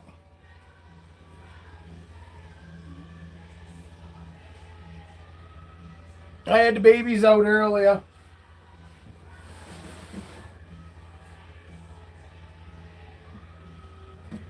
And I was just saying that most snakes, most ball pythons all dull up as they get older. And to me, the clowns seem to be the ones that dull up the most. You know? Because even this girl, yeah, she's dull, but she's still more colorful. You know, her oranges are still brighter than any clown that I got. Even this girl. Oh, it's all right, girl. It's okay.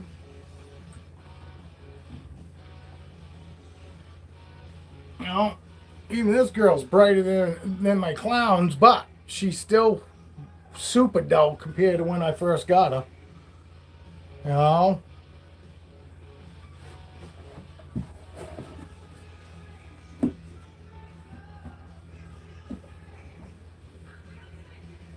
Dale must be on the road because Dale's not talking.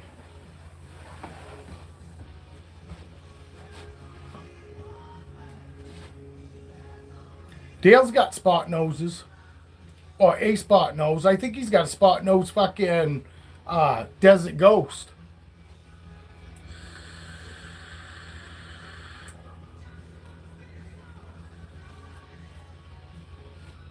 How old are your fucking spot nose combos though?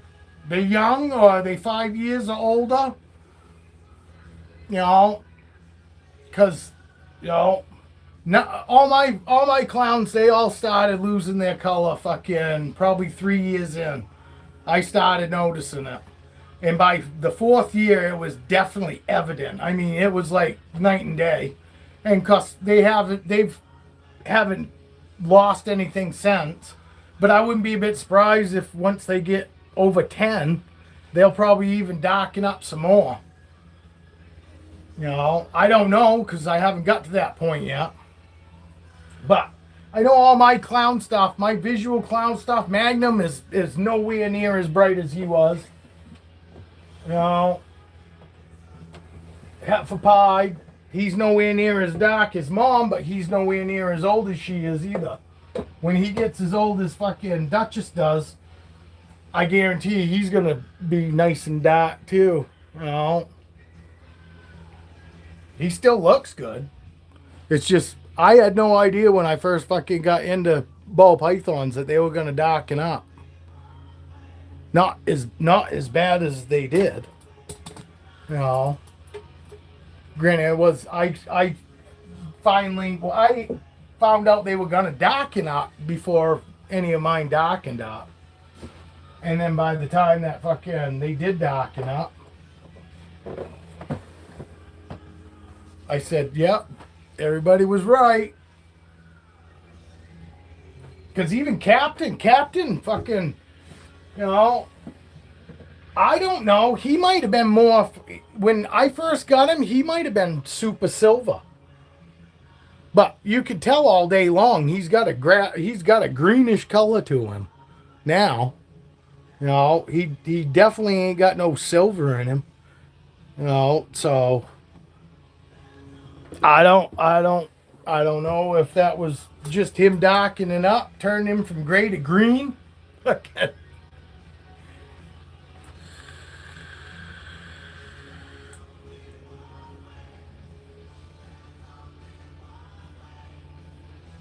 Oh, that's cool. Good. Maybe you'll get lucky. Maybe Spot Nose does keep their color, but it still won't be as bright as when it was fucking a baby. It just don't happen. You know, they don't stay as bright as they are that first fucking year. You know, all my snakes have fucking lost. Desert Ghost, Lesser, and there's another one out there that if those are in your snakes, those will help keep the color. But they're still gonna darken. There's just no way around it. You know, my albinos fucking blaze. Blaze is nowhere near as bright as he was within that first year I had him. You know, he's an albino, and albinos fucking hold their color great, but he's still dull. He's dull compared to when I got him. You know, they all dull some. Unless you have those enhancer, you know, those color enhancers that help hold the color. You know, but they're out there, and maybe Spot Nose is one of them. But the Spot Noses I saw, fucking, you know, I saw a fucking Camo Constrictor had a Spot Nose clown, and it was dull. Maybe it was just because of the genes that were in it, but that Spot Nose had dulled up, you know. Dale, I wish Dale must be on the road or something. Because I'm pretty sure Dale had Spot Nose fucking pied or something like that.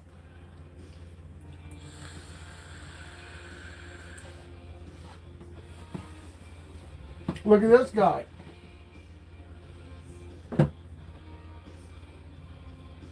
He's already dull. He's already fucking gotten dull since he was a baby. He's albino Enchi, and he's nowhere near as bright. He's still beautiful, as far as I'm concerned. He's just nowhere near as bright, you know.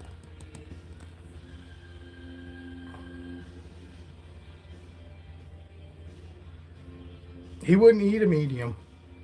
I tried to give him a medium, and he wouldn't take it. So the following night, I set him up. My live's fucked up. On my TV, it's froze. Is it froze on yours?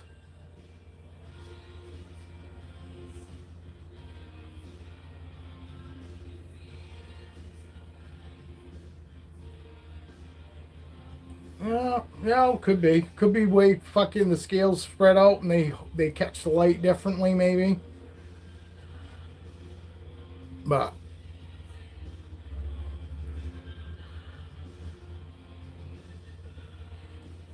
best part about this is his head stamp. But all the Enchi clowns have it. But the best part of him is his eyes.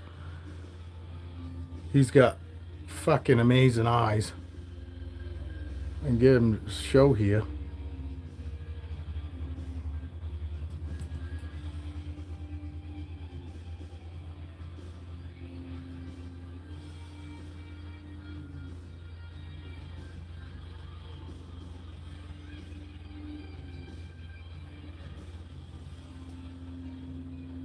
It's so hard one-handed.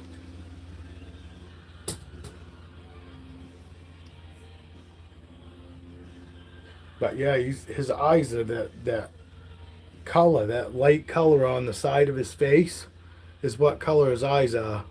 The lighter color on his cheeks. Same color as his eyes.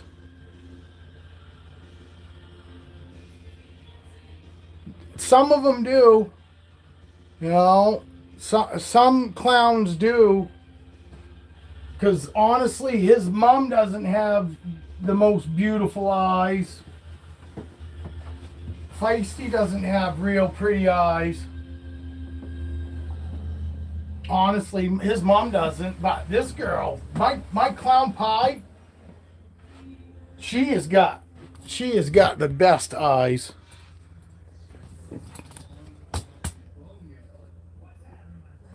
Oh my damn. Oh, I'm gonna have to pick her up to show you. It's okay, girl. It's all right. It's okay. because I just had her out. I can't tell where her head is. There's her head.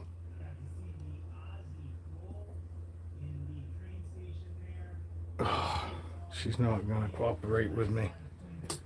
I'm gonna have to turn this back around in order to see what I'm doing.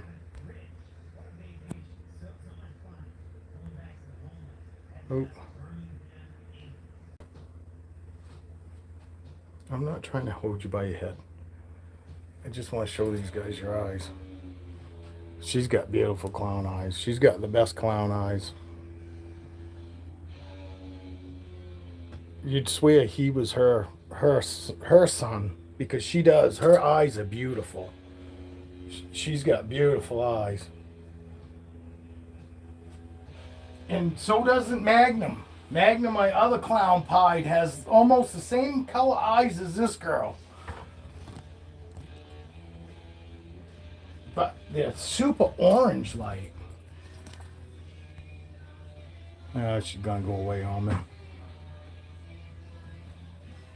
Yeah, she's just gonna go away. She's shy. She's one of the girls she's one of the snakes that I wouldn't hold if she was in shed. I just wouldn't do it. She's not real keen on wanting to be held, and she never has since I've gotten her. In the very beginning, she's never been. Come here, bub. Come on, just let me spin you here so I can show these guys your eyes. It's okay, bud.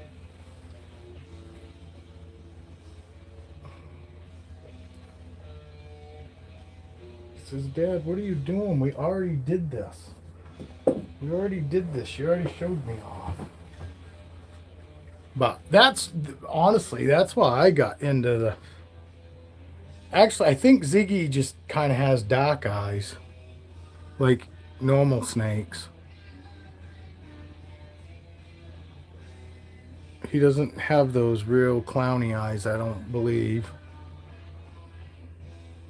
I can't see what the fuck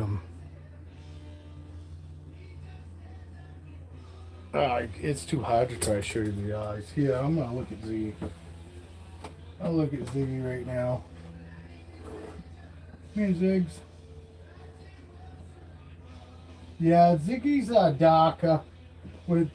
He's got darker eyes with just like a black pupil. Well, he's got some color, but he's got more dark in the bottom around his eye. Where these other clowns have just a very tiny pupil with mostly all color around it. You know what I mean? He's got more darkish under his eye. He's on small rats too now. He's moved up. He's on small rats. This guy ate a medium last week.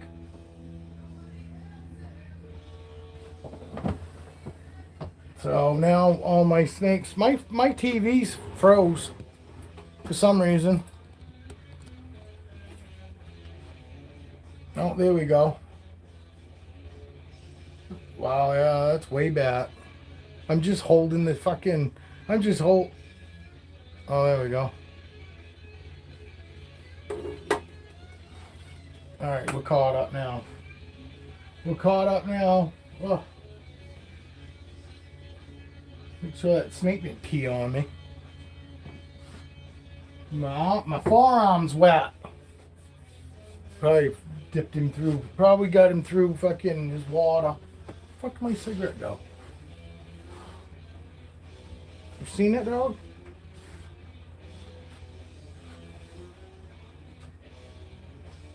There it is. Oh, somebody don't have a hide.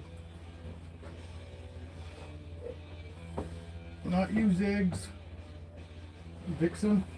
No, Vixen's got hers. Oh, is it Peanut? No, Peanut's got his. Tiana's got hers. Who the fuck ain't got their hide? You never had one. You didn't have one. Huh. Somebody don't have a hide. Oh, Marvin went and shed this morning too. Had 2 snakes shed today. All right. It's probably boa time again, huh?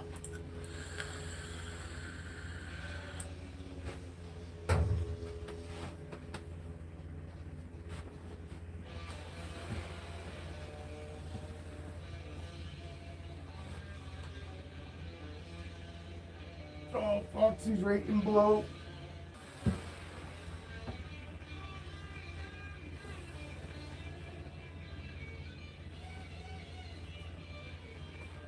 You want to come out?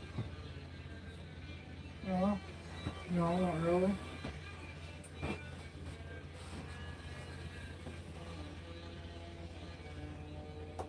My Motley.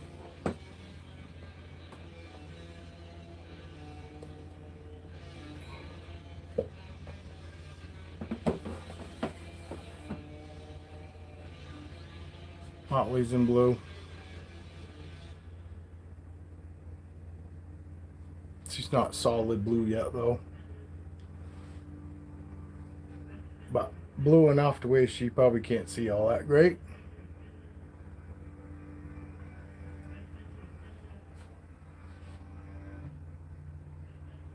See her eyeballs. Oh. There we go. My Motley girl. Somebody left because they don't like people when they hold their animals and when they're in blue. I don't all of them. Some of them just don't care. It depends on the snake. Everything depends on the snake when it comes to me. It's based on that individual snake. And my snakes get individual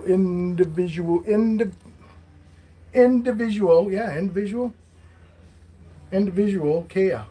You know, just because ball python, you know, they're all ball pythons doesn't mean that I do everything exactly the same for all my ball pythons. Some stuff I do change up, just some simple stuff. You know, I don't hold some of them that don't really care to be held, period. I don't hold them in blue, you know, and those ones I don't have out for any length of time. I don't want them to be stressed. I'd rather have them stay happy and healthy and all that. And if it means that they don't want me holding them for 20 minutes, then I don't hold them for 20 minutes. You know, each snake is different. I don't care if it's the same breed of snake or whatever. Each snake is different.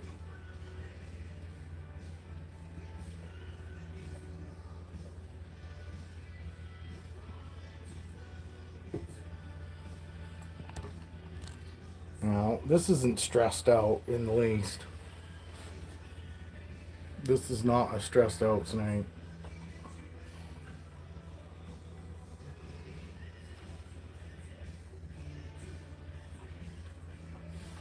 And all my unboxing snakes I treated the same way. I fed within 3 days of being here. That's where I got my, I feed my snakes when you guys get them. 3 days after you get them. You know, because I did the same thing with all my snakes. Even though I had breeders telling me, oh, wait 2 weeks, you know, and don't mess with them for 2 weeks. And I said, well, you know what? I can understand why they tell me that, but I already fucking know and can tell when an animal is stressed or not.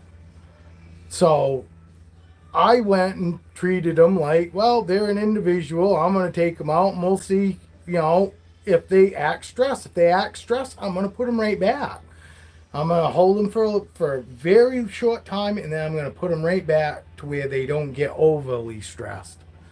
Because a little bit of stress is understandable in the very beginning when you first get them anyway. They're going to be a little bit stressed. But it's good to be able to tell whether it's a little bit stress or if it's a lot of stress. If it's just a little bit of stress, handle it for a short period of time. If it's extremely stressed, then put it right back. Diablo says I too. Said, "You been gone long enough, Dad." In the other room, he was sleeping. He was sleeping in my bedroom. He likes to sleep. He sleeps in bed with us. He likes to sleep when he's in there by himself. He always uses my pillow. He sleeps in there like he's a person with his head on a pillow. He's pretty funny. He's pretty funny that way.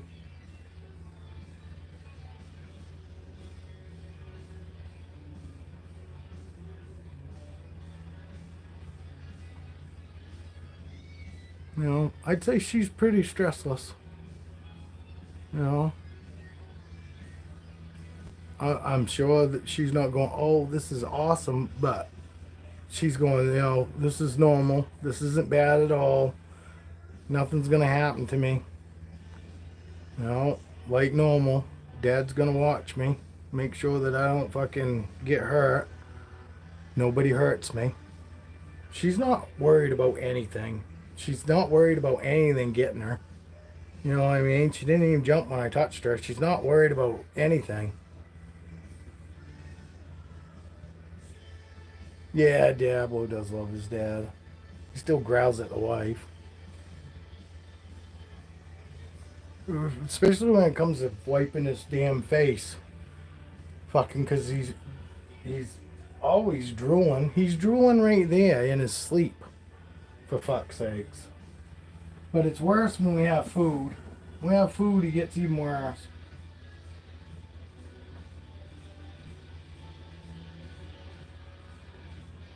See how nice and slow she's still going back?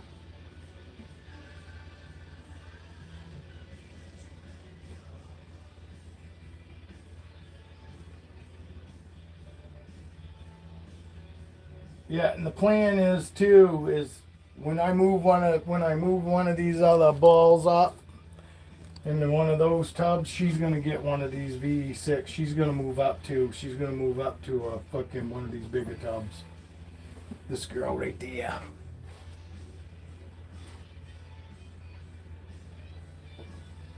So we got a plan of attacks here. Yes, his slobber. Well, I grab a towel, a face towel, because we got them in every fucking room. We got multiple. We got like 2 or 3 right on the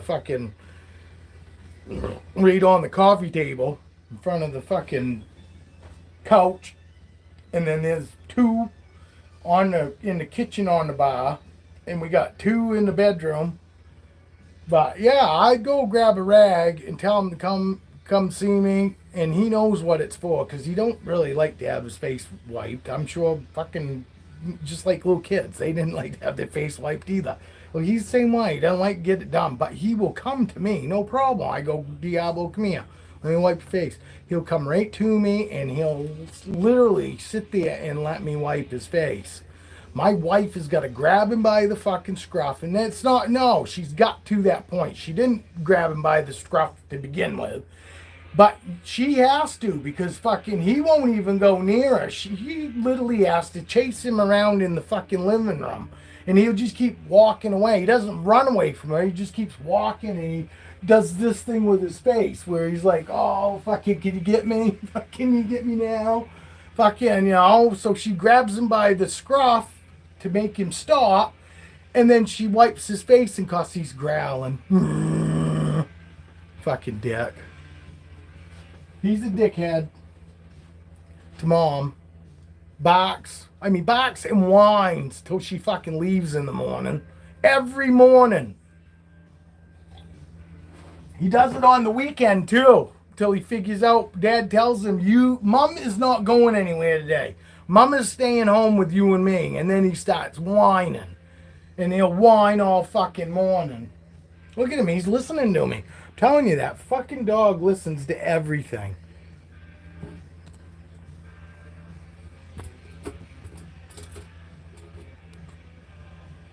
You listening? Yeah. Knew you was. He listens to our conversation, and I'm telling you, that's why he's so smart.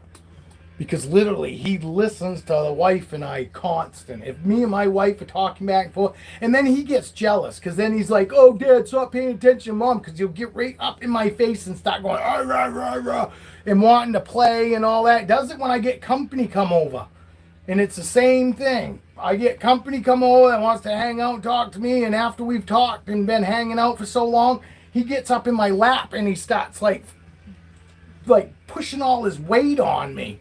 And then fucking wanting me to play with him, and fucking then he starts barking, and then he whines at the door looking at my friend. And at first we thought, oh, he wants my friend to let him out. They've tried letting him out, he wouldn't go out. Fucking, well, no, he sits and whines at the door just like he does when my wife's leaving. He wants them to leave. Okay, you've been here long enough, now go. I want my dad all to myself. He just wants me. He don't care about anybody else. Fucking wife and I picked him up together. He only wants Dad. Loves everybody, but only fucking for so long. And if he feels that they're taking Dad's attention away from him, then he don't want him around no more. And it's the same thing with the wife. Fucking she comes home at night for the day. He's whining for the next hour and a half because fucking he wants her to leave again. Yeah, no, I'm telling you. And it's not me fucking making all this up. It's not me trying to make my dogs, special and all that. This is just the way it is. Fucking, you ask my wife. Diesel was the opposite. He wasn't good with new people that he didn't know. If you went to shake my hand, he would lunge at you. My fucking American Bulldog. He would lunge at you. He was another 120-pound dog, all fucking muscle, especially in his neck. But, wasn't good with new people. He'd get aggressive with them, not bite them, but he would act really aggressive like he was gonna bite. Because he was just trying to tell everybody, hey, this is fucking my house, my rules, my dad, fuck you. But as soon as they come in the house and they sit down on the couch or whatever, he would be fine. He'd calm right down, and then he was like, oh, yeah, go ahead and pat me. But until they were sitting down in the house, Diesel did not fucking like him. Didn't want him around. And I understand. I kept telling people, sit down. Once you sit down, he'll be fine. And then, sit down, then he's fucking eye level. I understand, but that sets him at ease. And if you just ignore him and don't even act like he's even there and just walk past him and sit down and ignore him, he will go away. And he does. He goes right away because he's like, oh, you're sitting down. You're no threat. Obviously you're supposed to be here. But to get those people to fucking sit down and not to act nervous, because that was it. He would do all that to see what their reaction was. And most of the time it was, oh, shit. I totally get it, but that was the worst dog to do the oh shit to. Because he'd pick up on it, and his hair would stand all up, and he'd fucking stomp his feet and walk around all stiff in front of you, fucking back and forth. I mean, he looked like a fucking bull. And he fucking retarded. He wasn't retarded. He was a wicked good dog, another smart dog, but he weren't this smart. This fucking dog is smart. When they say Cane Corsos are smart, I ain't lying, because I've had lots of smart dogs. I would have swore fucking my Rottweiler, my American Bulldog, even my Pit Bull was smart, but Pit Bulls are pig-headed. They're not dumb. They just seem dumb because they're like, fuck you, I'm going to do what I want. It's no big deal. Nobody's going to get hurt, because they got it in their head. I know what I want to do, and I know that you won't mind if I do it. You just gotta let me do it to see that you're not gonna mind me doing it. And it's like, no, get the fuck over here. What? And keep right on and walking. No, I'm gonna go over here and do what I'm gonna do, and I'll be right back. And that's the pit bull mentality. All my pit bulls have been the same way. Fucking great dogs, all around family dogs. You want a family fucking dog, get yourself a pit bull. They are the best family fucking dog. You'll never have to worry about your kids. They'll only want to be with your kids the whole fucking time.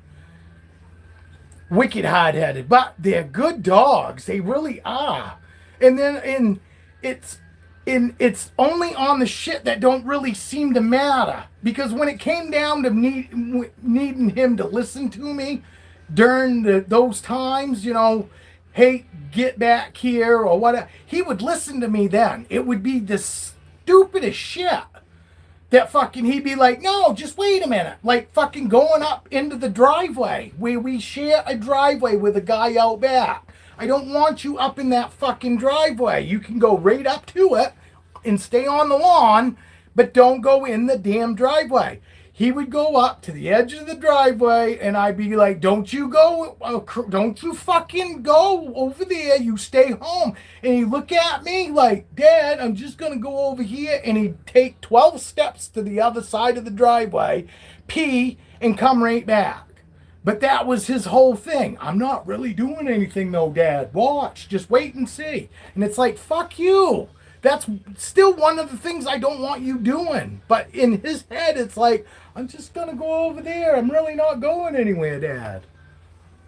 Fucking pig-headed motherfucker. That's why I call him Rocky, because it was Rocky going fucking in the very beginning when he was little. He was just, and the fucking's got so much fucking energy, man. Dalmatian dog is the closest thing that I can think of that's got energy like that. Because, yeah, black labs, yellow labs, chocolate labs, I've had them too. Them dogs, yes, got all kinds of energy, but unless you've had a fucking Dalmatian, you don't know what a fucking dog with energy is. But I'm telling you, fucking pit bulls when they're puppies are like fucking Dalmatian dogs to me. They do. They do. They do. But when it comes right down to needing them to listen when you need them to listen, they listen great. I'm not saying that they're pig-headed with every command you give them, but there's going to come a time that they fucking, in their head, they're like, this is really no big deal. Just wait. Give me a second. You know, you'll see that it's not a big deal. You know what I mean? It's not, and it's always something that's minor. You know, when it comes to something major and I needed Rocky to listen, he would listen. You know what I mean? He was a great listener. But there was fucking a few things there. I'm going to turn that light off. Getting warm in here again. My incubator's up to 90 and I don't like it getting that hot.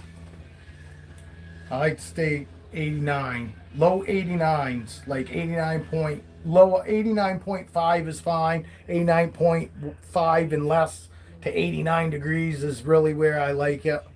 And I noticed right now it's at like 90. Actually, I'll just uncover some of it. But you bet your ass nobody's walking through the door that they don't know. My pit bull would have let fucking anybody in this fucking house. He would have helped them lug shit out of my house. That's the one thing. He was not, if he needed to be protective, I'm sure he probably would have been. But I'm telling you, he didn't guard the house. Fuck, he wouldn't even bark. He would let people in and sit down in my fucking, I'm telling you, because I've had friends come over and do that. And my American Bulldog be growling and showing their teeth the whole fucking time that their best friend normally is at the house. You know, one of my good friends, Joe, loves Diesel and always plays with Diesel when he comes, like fucking always, like a little kid. You know what I mean? And Diesel loves him. Well, I brought my wife to work. She only works 2 miles away. Well, I took her to work and come back home with the car. Well, when I come back, my buddy was here and he was in the house. And I was like, oh, hi, Joe. And it was no big deal because I've got friends that are more than welcome to come here and hang out and wait for me to come home. You know, I've got lots of friends that I trust in my house when I'm not home, without a doubt, with no problem. And Joe's one of them, and I knew he was coming. You know, that's the thing. I knew he was coming, too. So I went and dropped my wife off. Forgot to tell him, oh, I'm going to just drive down real quick, be gone fucking 10 minutes, and be ready to home. Well, I come home, and he's sitting in my house, and I go, oh, and he goes, oh, I figured you must be watering or something. And I go, no, actually, I went down, dropped the old lady off at work. And he goes, oh, maybe that's what was wrong with him. And I go, wrong with who? He goes, Diesel. He goes, fucking, I open the door up like I normally do, which he does it about this far. And he goes, hi, Diesel, hi. And Diesel goes nuts, like happy nuts, you know what I mean? Because he knows it's Joe. And he always does that. He opens the door up about that much and peeks his head in. Fucking, like fucking that fucking horror movie with Jack Nicholson. The fucking hotel one. Well, he goes, hi, Diesel, like that. And he said, and Diesel fucking started growling at him. And he said, geez, I thought that was weird. He goes, I opened the door up and go, Diesel, it's me. And he goes, and he came, and he goes, so fucking, and he goes, and jumped up on the fucking couch, and he goes, he's right in my face going, ah, rah, rah, rah. And he's going, what in the fuck is wrong with you, Diesel? So he goes, so I went and sat on the couch, figured he'd fucking calm down then. He goes, he's in my face, growling at me, fucking like, ugh. And cause I'm fucking laughing at my buddy going, fuck you. Cause Diesel loves him, and I know he loves him. I've never seen Diesel fucking ever not, like, jump fucking this high when Joe shows up, you know, and he's telling me, and I'm fucking laughing at him, and I'm telling him he's a fucking liar, and he goes, I know, I'm fucking telling you right now, fucking he did not want me in this fucking house. And I looked at my buddy Joe, and I said, don't take this wrong, but I looked right at Diesel, and I go, good boy, because every time I leave this fucking house, and I have since I was a fucking kid, when I left my house, I always told the dogs, you be good, don't let nobody in this house. That's my last words that they hear me when I leave this fucking house every time. Be good, don't let nobody in this fucking house. Well, Diesel wasn't going to let his fucking best friend in this fucking house. And the only reason he didn't bite him, because Joe is his best friend. He was trying to tell him, you need to get the fuck out of here. Dad's going to be back, and he's going to be mad at me if you're in this fucking house. And yeah, fucking right. And and after Joe goes, Jesus Christ, he goes, I won't come in this fucking house again if you ain't here. I can tell you that right now. He goes, I couldn't figure out what the fuck was wrong with him. And I said, no, it's just that. I told him, I always tell him every fucking day. For 15 years, he's heard that. You guys be good boys and don't let anybody in this fucking house. Just like that. That's how I say it. You know, like I mean it. If you say shit to a dog like you mean it, they take it like you mean it. You know what I mean? And that's it. You guys be good and don't let anybody in this fucking house. And he wasn't going to let his best friend in. Because Joe is his best friend. Besides me, Joe was his favorite person that ever come to the house because Joe acted like a little fucking kid with him when he came. When he showed up, he treated him like he was his best friend. Like he fucking couldn't wait to see Diesel. And Diesel felt the same way about him. But he wasn't going to let him fucking come in this fucking house. Yeah, no, that's it. And that was just it. And I've never, ever seen Diesel ever act like that towards any of my friends, especially the friends that, you know, when I first got Diesel, because he was 10 months old when we got him too, which also I'm sure makes a big difference. And we think that he fucking got passed around a couple times before he got to me. So, you know what I mean? So everything was new. He had fleas so fucking bad just looking at him because he was all white.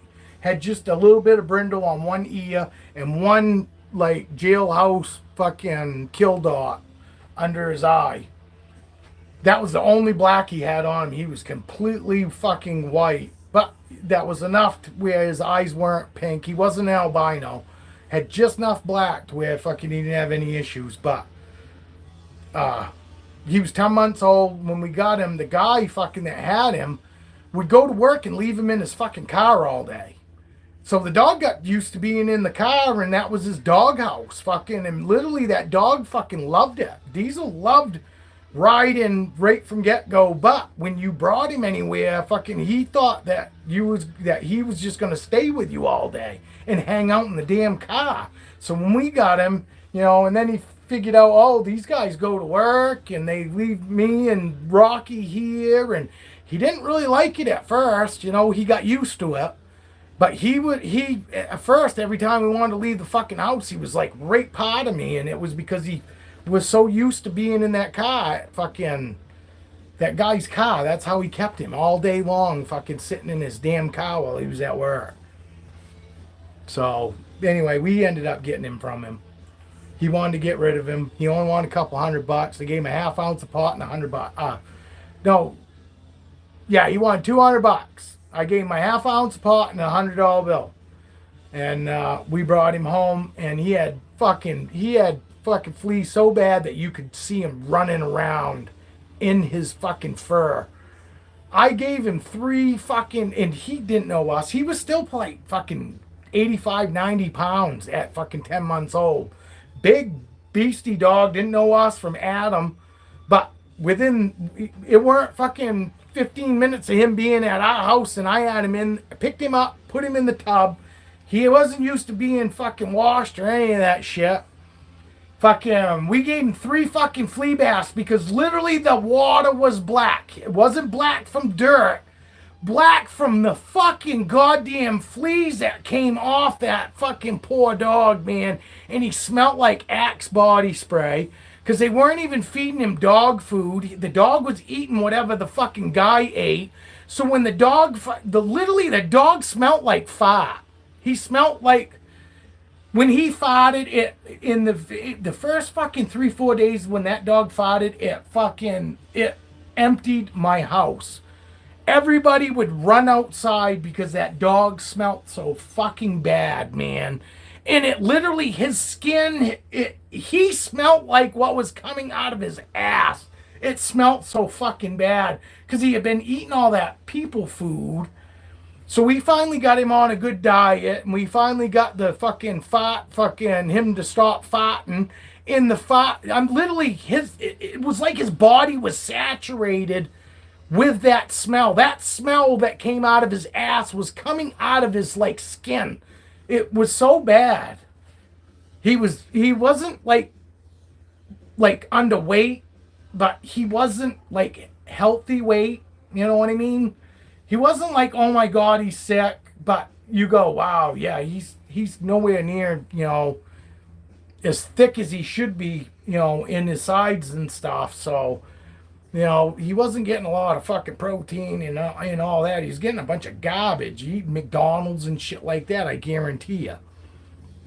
So, and like I said, he didn't know me and my wife from nothing. I mean, he fucking showed up at my buddy's tattoo shop. I had a buddy, the one that died last year before. This is the second year. 2 years ago, my buddy that owned a tattoo parlor. Fucking, we showed up. We were out riding one day on the bikes, and we showed up because that's what we did anyway. If we weren't riding, we'd hang out at his tattoo studio. So anyway, we were fucking there, and that's where I see that dog sitting outside the tattoo parlor, and I don't care. I'm a sucker for dogs. And a good-looking dog, oh, absolutely. So I went over. I didn't get close to the car because I was like, most dogs are protective of their car or whatever. The door windows down about that much. That head definitely couldn't come out of it. He had a huge ass head. But anyway, I go, oh, beautiful dog. Who owns that dog? And the guy goes, I do. He goes, he's actually for sale. And I said, oh, Valentine's Day's coming right up. My fucking wife really wants a big dog, and I've got a dog, so I need to get something for her. And so I called the wife. She came down, checked him out, and she was like, oh my God, you're right. He's a gorgeous dog. I go, fuck yeah, he's fucking massive. Massive dog, fucking beautiful, like I said, all white with just a little bit of brindle on his ear and one fucking jailhouse dot under his eye. And turned out to be the best dog. We brought him to fuck home because I told the guy, bring him to my house because I want to make sure that he gets along with my other dog. As long as he gets along with my Rocky, my red-nosed pit bull that loves all dogs. I wasn't worried about Rocky. Rocky loves everything. Cats, dogs, kids, everything. So I was like, okay, as long as he gets along good with my dog, we're going to be all set. And he says, oh, he's great with other dogs. I said, all right, well, let's see. Because I was still apprehensive, you know what I mean? Fucking He brought him over. Them two dogs went nose to nose. Fucking next thing I know, Diesel went running and Rocky went off with him, but they were like running side by side. They weren't running after each other, and they were running all through the field together and all that. Because I had like 10 acres at my last house. 5.5 acres was all field and mowed field. So they were out there running around, fucking having a great old time. And fucking I go, all right, cool, we're sold. Gave that guy fucking half ounce of weed, $100, and fucking gone. He was out of there. And we brought him in the house, and that's when we noticed, we go, man, what the fuck? He reeks of fucking that Axe body spray. Why in the fuck would anybody spray their dog with that? And then I got my nose close, and I go, wow, he's got a scent to him. Besides that fucking, and it smelled like nasty shit. It smelled like fucking nasty fart, nasty shit. And then he started farting. And he fucking did. He knocked us out of the fucking house. We were all like, oh my God, what the fuck was that? It's that fucking dog. And then fucking we saw the fleas. So we threw him right in the bath, gave him 3 fucking baths, let him out, dried him all off. He stayed in there all by him, stayed in there without me having to hold him in there. He let strangers give him a bath. He let me pick his ass up, like completely picked his ass up, set him in the tub. Never growled, act like he fucking known me forever. We gave him that bath, fucking dried him off. He come out, and he was so happy. He fucking went running across the slate floor, fucking slid, fucking fell, got up running just as fast as he could again, and he was running all over the fucking living room. And it was because he felt amazing because we finally got fucking 2,000 fucking fleas off him. I had never seen so many fleas in my fucking bathtub. Literally, my white bathtub was black, and it was black just from fleas. I'm telling you, when I say it was completely black, I mean that. It was nasty. And we rinsed it out fucking after each time we gave him a new and shampooed him again. You know what I mean? Fucking, it was gross. I could not believe that anybody would let that fucking happen to a dog. So fuck, next thing we did, we went right out and we got him drops. And I know I hate the drops too myself. But we had to do something because, we got other animals. I had another dog. So we couldn't be just having all them fleas go to my dog because my dog is treated. So we need to get him treated. And we got rid of all of them. And he wasn't very lovable. I'd go grab a hold of him, try to kiss him on his face. And he'd like pull away and look at me like, what in the fuck are you doing? Same thing if you just tried like bear hugging him. And not like aggressive, just, trying to give him hugs and love on him. And he'd like pull away and be like looking at us like, what the fuck? And I go, man, he's not going to be a cuddler, man. That sucks. Somebody fucking ruined it. We've always had cuddly dogs. Yeah, shut that TV off and I'll come right out there. I'll just continue my live out in the other room. Just dog talking now. Telling everybody about when we got Diesel. So we'll just go out in the living room. She wants me to fucking roll a joint anyway, so. This one, I ran over one of the bones in the driveway. Uh-oh. No, not that.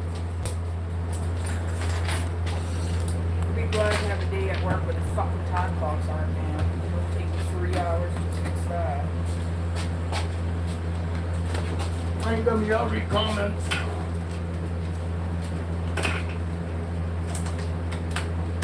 Yeah, so anyway, we gave him a bath, and he wasn't very cuddly at all. I mean, literally, Danielle said hi. Hi, Danielle.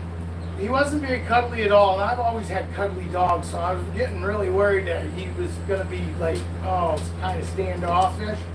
Fuck no.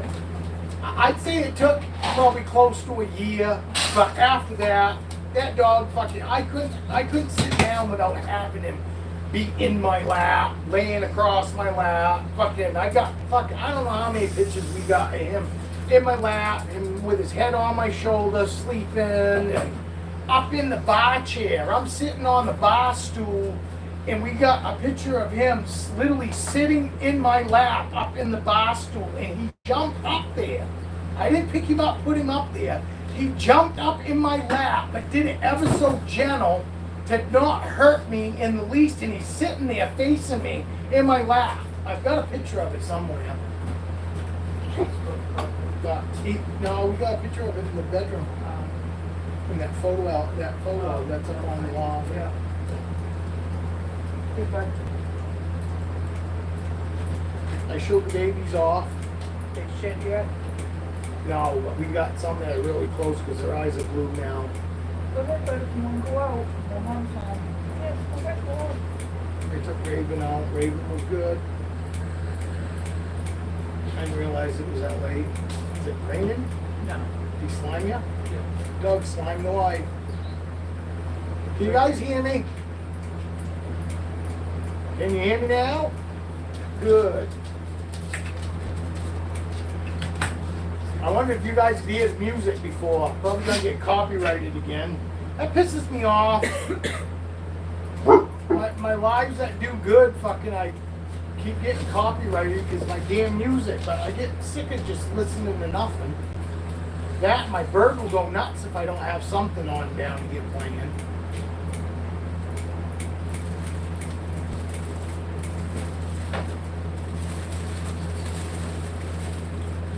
We had an alright turnout. We had like 7 people I've seen at most.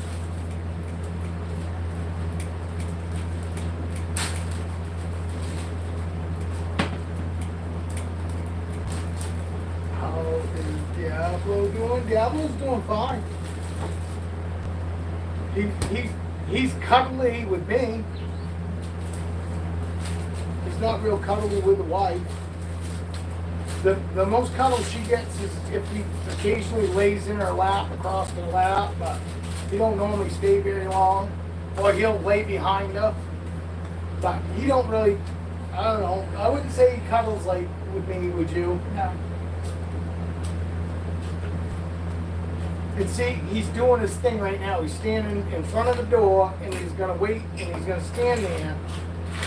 But actually, look, I should show everybody because you have just animals like you.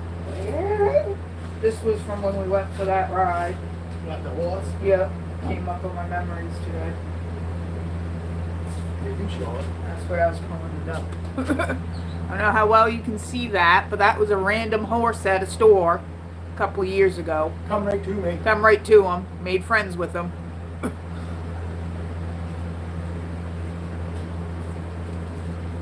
Actually, how long ago was that? Saved a snake down the gas station from getting run over. That was 4 years ago. Yeah.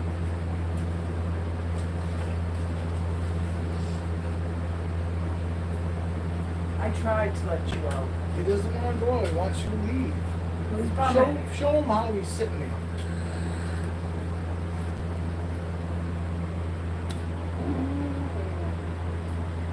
Now come over here. Bring me the thing. Bring me the step.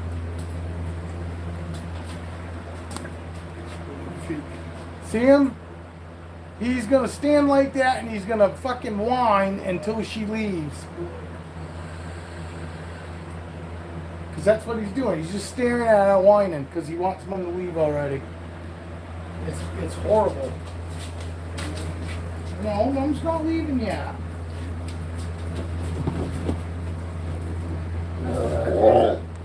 See how it puts Oh. What? I was trying to read the comments for you. Danielle suggests we can hear you, and Reptihan said, I've never even ridden a horse yet. Look at us. You see him sticking his ass up in the air? He's done that since he was a puppy. Whenever he wants attention, he'll go over here and he'll bury his face normally. His face will be fucking down and his ass up. And he likes dad to slap his ass. See? You like dad to slap your ass, huh? You like to slap your ass? You like to slap your ass? Huh?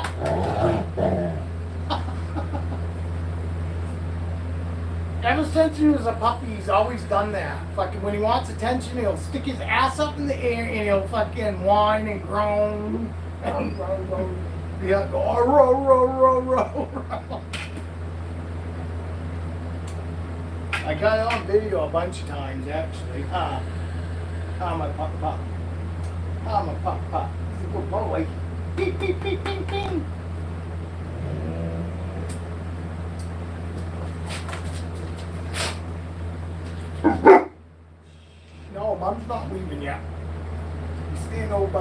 him.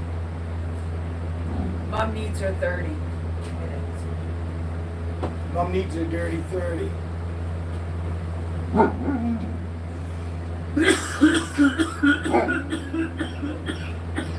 see that? See what? Comments. No. Oh, Mystic Morph. Hey, what's Mystic happening, Mountain. Casey? Howdy. Wife came home for dinner, so I came out here to roll a joint for her.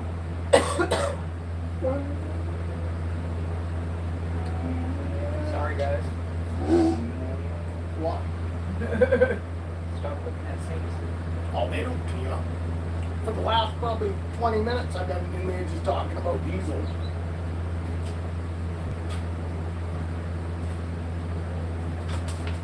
Look at that picture.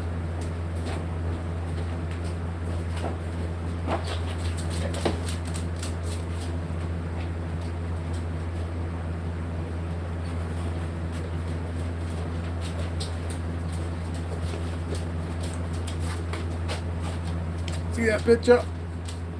Right here. That's me sitting in a bar stool. And he jumped up, completely up in my lap. But when he landed in my lap, it was like so gentle. But that's my Diesel. He was such a good dog. Hurt like hell when I lost him. But we had him till he was almost 14. My red-nosed pit bull, he made it to fucking two. He would have been fucking 15 years old, but he died. We had to put him down 2 months before his 15th birthday. Go ahead, go out. Diesel had some sort of cancer, and same thing with Rocky. Rocky had what? Prostate cancer. And they told us that he only had probably 6 months to live, and he made it fucking almost 3 fucking years after fucking diagnosed with fucking prostate cancer.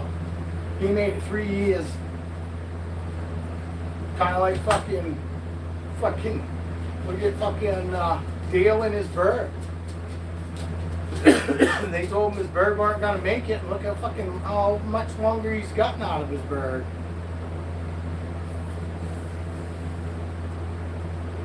But Diesel ended up losing mobility with his back legs. That's the worst part about it. He wasn't even sick. He lost feeling and all movement use of his hind legs. He had no fucking control over him anymore. I could stand him up, but he had what I call hanky legs, because he'd get all fucking discombobbled, and in about 2 days before he lost all mobility, he started getting a swagger to him. When he walked, I noticed, I was like, man, what, you'd be turning into a slut? Because his ass was like swaying, and it was just like weird. But then we also noticed too, he'd get a run to come up the 5 steps in the house. Literally, he'd get, about 4 steps before he'd get to the stairs, he'd pick his momentum up, and by the time he get to the top step, it was like he slow right down and then fucking come in the house. Stopped getting up on the bed. He started sleeping out here on the couch at night. Well, that and the day we went to bring him for his checkup was the day Yeah, the day that we had for a checkup for him, for his yearly checkup, he couldn't even get off the floor that morning. And that was it. I couldn't do it after that. I couldn't do it anymore. I fucking took him in and we put him down.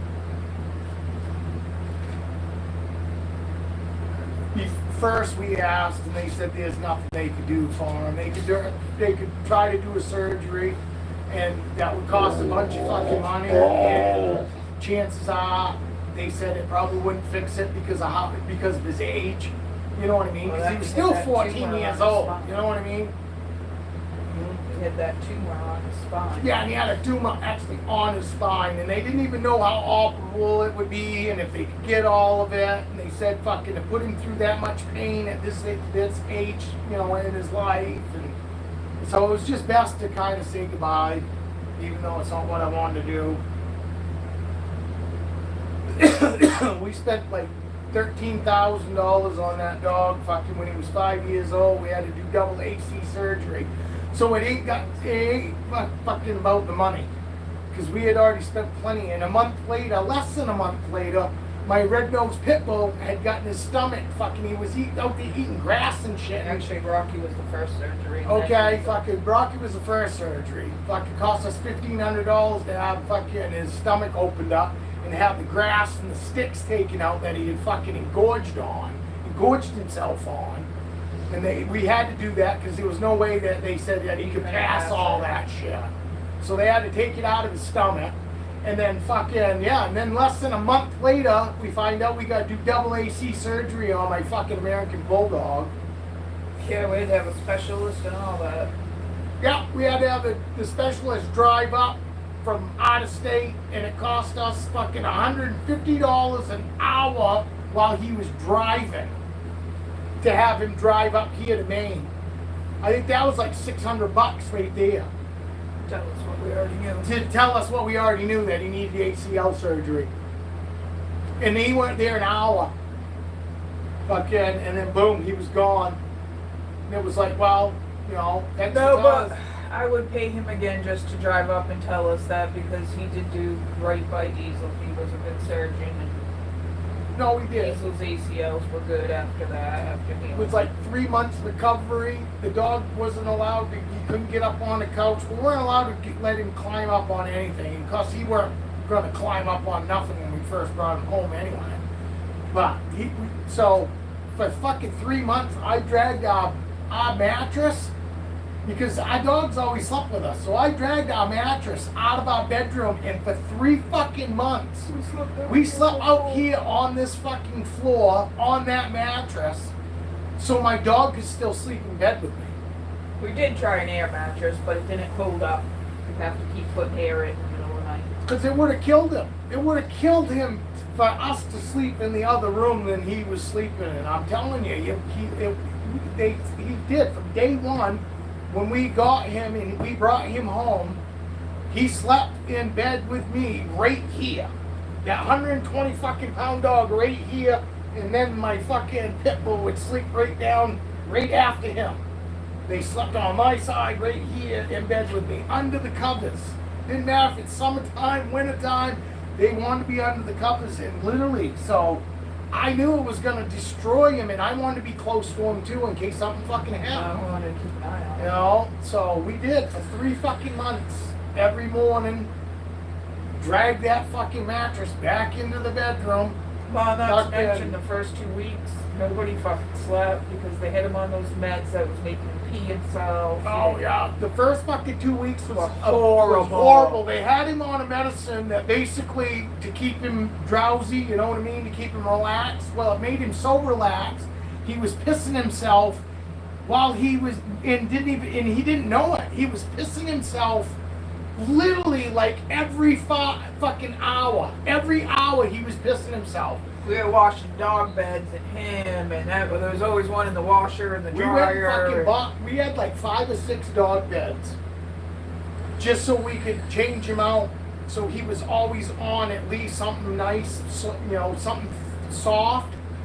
Fucking, and literally we'd have to change him, and I'm like, what the fuck? Because literally he was cut from his fucking groin down to just above fucking his ankle. Fucking peeled him open.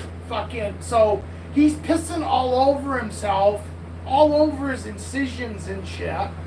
And I was just like, this can't be good. He was on no antibiotics when we brought him home, which I thought was fucking absurd. Yeah, but we figured out it was one of those meds. We got that. Yeah, found out it was the med that was making him stay calm and all that. And then they put him on trazodone, which is also for people. They put him on trazodone and he stopped pissing himself. And he was also able to at least stand up. For 2 fucking weeks, that dog he wouldn't even try to get up. And they told us right after surgery, he'd be able to at least stand up. That's bullshit. That fucking poor dog.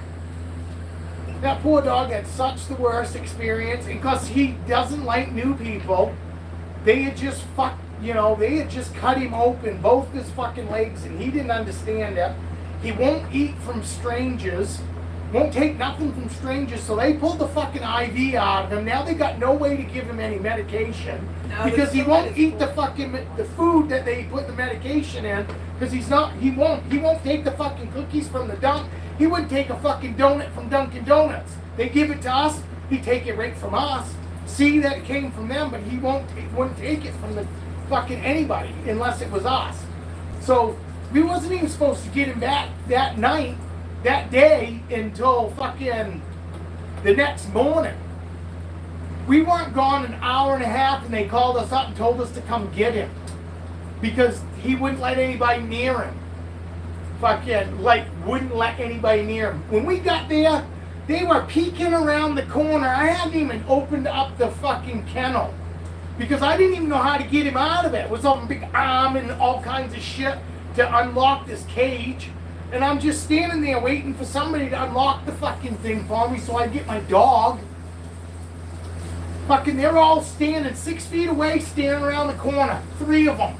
The head doctor, and then the 2 assistants are underneath his head peeking around the corner, and I'm like, hey, is somebody going to get him out of here or even tell me how to get him out of there to where he's not going to be, where I'm not going to be hurting him? Because that was the other thing. I was like, how the fuck am I'm nobody. You really think that I know how to get pick my dog up with, that staples and stitches all in his legs, and his legs are sitting like straight out, like he's got no movement. He can't even move them. It was like they were dead. They're sitting right in front of him with him on his ass, sitting up with his front paws on the outside of those legs sticking right out, and he's breathing so hard because he's fucking freaking out. And he didn't trust those guys, so I go in and I'm like, they open it up and they run back around the fucking corner, and I'm like, what in the fuck can this dog possibly do to you guys? He can't even move his legs. Look at them, they look like they're broke or dead. Literally, they look dead. Like they like they're not usable.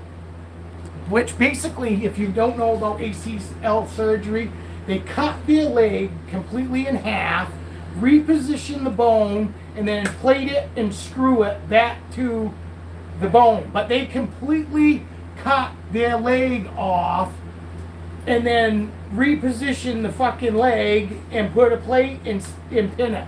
And because he had plates and pins fucking for the rest of his life, and it seemed like they bothered him in the wintertime because when they get cold, I've had fucking, you cut yourself a good cut, and that scar in the wintertime, when it gets cold, you feel it. Well, I'm sure that fucking metal plate and those screws did the same thing to him because he acted like he was a little uncomfortable during the wintertime. Yes, he was able to run, and he had no limps and all that, but I'm pretty sure that also helped take some of the life off the end of him too. But he was a great dog. But we had that done to both of his legs at the same time because they told us that it's easier for him because it's either 3 months and then of recovery, and then you do the other leg and it's 3 more months. So you're talking 6 months of recovery instead of fucking 6 months. Or you're getting 6 months recovery instead of 3 months. It's all done. So, and it's cheaper.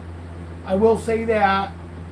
It's cheaper to have them both done at the same time because it was going to cost us $8,000 per surgery if we did it separately. If we do one, wait 3 months, and then do the other, it was going to be $8,000 a piece. But because we did it all together, it ended up being like 13.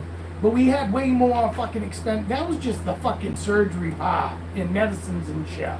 That ain't even including the aftercare.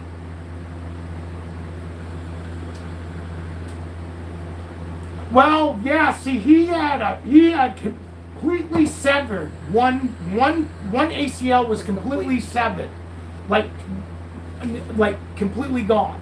The other one was slightly tore, and you're exactly right. What happens is they tear that one, and then they use the other leg making up for the other leg, and they end up tearing the other leg trying to make up for the one that's tore. And that's normally why most of the time the vets around here will say if you do one ACL, you're better off doing both. Because normally by the time you realize that there's something really bad with one, the fucking other one has got a slight tear, and it's gonna get worse while that dog is still recovering from the surgery of the first one. So you know what I'm saying? So yes, you're absolutely right, and it's a normal thing. If they get one ACL goes down, the other one's gonna go down too. And it's mostly because they're making up for fucking losing the use out of that other leg. And toe touching. If you don't know, fucking toe touching, like fucking not putting their weight on the paw like this, just like tip down, touching, and like holding it up to where it's just touching.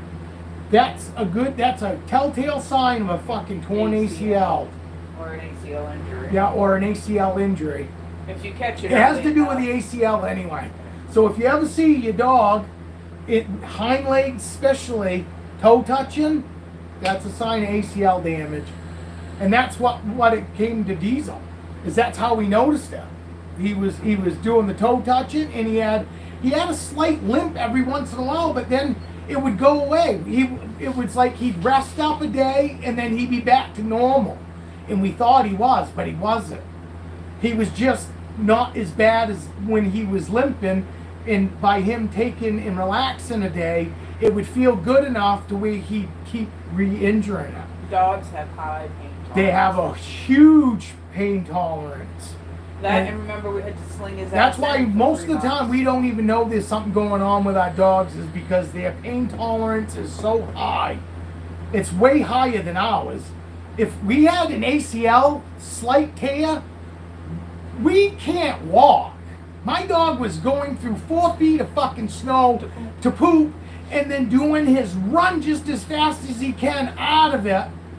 Fucking, because that was his routine. He was so excited after he pooped that he would run just as hard as he could in fucking snow that was 4 feet deep. And my dog's only fucking, not even 3 feet high, and he'd plow right through that and just as fast as he could. The day I brought him in for ACL surgery, I had a hard time fucking keeping him in the fucking waiting room. He is got all 4-wheel drive moving like it is perfectly fine, to the point where I started calling bullshit. I go, I don't think there's anything wrong with my dog. Look at him. I said, he's using all 4 of his legs to get out of here. How can he be that bad to where he needs surgery? Whoa. But I saw the x-rays. You know what I mean? I know that it just, he didn't want to be there that bad, that he was willing to work through the pain to try to get out of that fucking vet office. Don't forget, we had to sling his ass in too. Help bring him, build a ring. Yeah, for 3 fucking months. I had a sling that went under his belly, and it had a cutout for his cock, so that way I would sit there and walk him out and hold his ass end up, because he couldn't hold himself up. Couldn't hold any weight on himself. So I was holding his ass up so he could piss. I was holding his ass up so he could shit. And this 120 fucking pound dog fucking let me do all that. It's like he knew. I built him a ramp so that way fucking when he could finally, when they said he could do stairs, I built him a ramp so he didn't have to climb any stairs, and it was so long that it was so gradual. He only had to come up 4 feet, but that thing was like 12, 14 feet long, so that way I could gradually go up for him. He was like 4.5 when he had surgery. He was just under 5 years old. And it was hard on me too, because they told us that he was going to be standing up and all that, and he was in so much pain, and it hurt me because I felt like fucking I had done my dog wrong, because it wasn't supposed to be this bad. He wasn't supposed to act or seem this hurt. And to see my dog like Yeah, we that, weren't happy. oh about my our God, choices no, I after was he so happy. I was so happy once he recovered because it was all worth it. But First time the- to see him run across the yard. yeah, the first time we got to see him finally run across the yard, it was worth it. But for the first month and a half, I was second guessing whether I made the right decision. It was Because heartbreaking. it was heartbreaking. I mean, you know, he didn't want to get up, he didn't want to do anything, you could see you could see in his face he kind of felt worthless, like, you know, fucking what the fuck. I can't do anything. Dad's got to fucking hold my ass up to walk me outside. I'd pick him up and down the steps. And once we got down onto the ground, I'd put his front down and I'd walk his ass across to wherever he wanted to go to the bathroom. You know, and he was so good because he still went, you know, even though it sucked. And No, that first time, remember, you had to pee outside. Oh yeah, that's right. Yeah, the first time I took him out, he wouldn't pee, so I went and pissed in the snowbank, and fucking then he led my wife right over there, and he had to pee right beside Dad because that was our routine. I'll leave this open. Yeah, that's fine. I love you, baby. Wife's going to work. I got nails. Oh, that's right. Yeah, late night. Love you. Love you. But yeah, that was heartbreaking. It's so sad to see our animals, especially fucking dogs. You know, dogs. I mean, I love my kids and all. And some of y'all that still got fucking kids at home aren't gonna necessarily know where this is coming from. Because you still got kids at home, but take it from a parent that our kids are gone now, moved out on their own, living on their own. We don't see them every day. We don't talk to them every day. You know, they're busy, and it's not because we don't want to talk to them. My wife messages their girls every day, but you know, she don't necessarily get a reply right back all the time because everybody's busy. You know what I mean? They got kids now too of their own and all that. But the thing that you don't realize is that a dog is there. I guess even a cat. But we're not going to talk about cats. We'll talk about dogs. Cats are all right, but I don't want a cat. You know, cats are fine. I love all the animals. I don't want any cats. Okay, so we're just talking about dogs. So, fucking now I forgot what I was going to say. See, what the fuck? Because I got worried that somebody's going to get mad at me, like Evie, because Evie loves cats. And that's fucking totally cool. And I'm not saying I don't like cats. I'm just not a cat person, really. If you got a cat at your house, yes, and it gets in my lap, I'm going to pat it. I'm not going to shoo it out of my lap. I'm going to pat it. I'm going to make of it. You know what I mean? But just know I don't want to take your cat home with me. Your cat can stay. I still don't know what the fuck where I was going with it. Yes, it's hard watching your animals in pain. And okay, but get back to the fucking whole kid thing. Your kids move out. Your kids fucking end up having a life. As much as we fucking my wife has an awesome relationship with her girls. Now, literally, like awesome relationship. But her girls have a life now. Dogs are there every fucking day. Fucking, they don't go anywhere unless you take them. And they're still with you every day. There's a connection with a dog that you will never have with your kids. And maybe it's a guy thing. And I'm not saying that I don't love my kids as much as I do my dog, but with my dog, it hurts so much worse. You know, yes, I've had my grandmother that meant the world to me. She was like my mom. And honestly, and it hurt bad, but I don't think it hurt as bad as any of my dogs, losing my dogs. And she was my person. In the world, my grandmother was it for me. You know what I mean? And it didn't hurt as bad as when I lost my fucking dogs, people.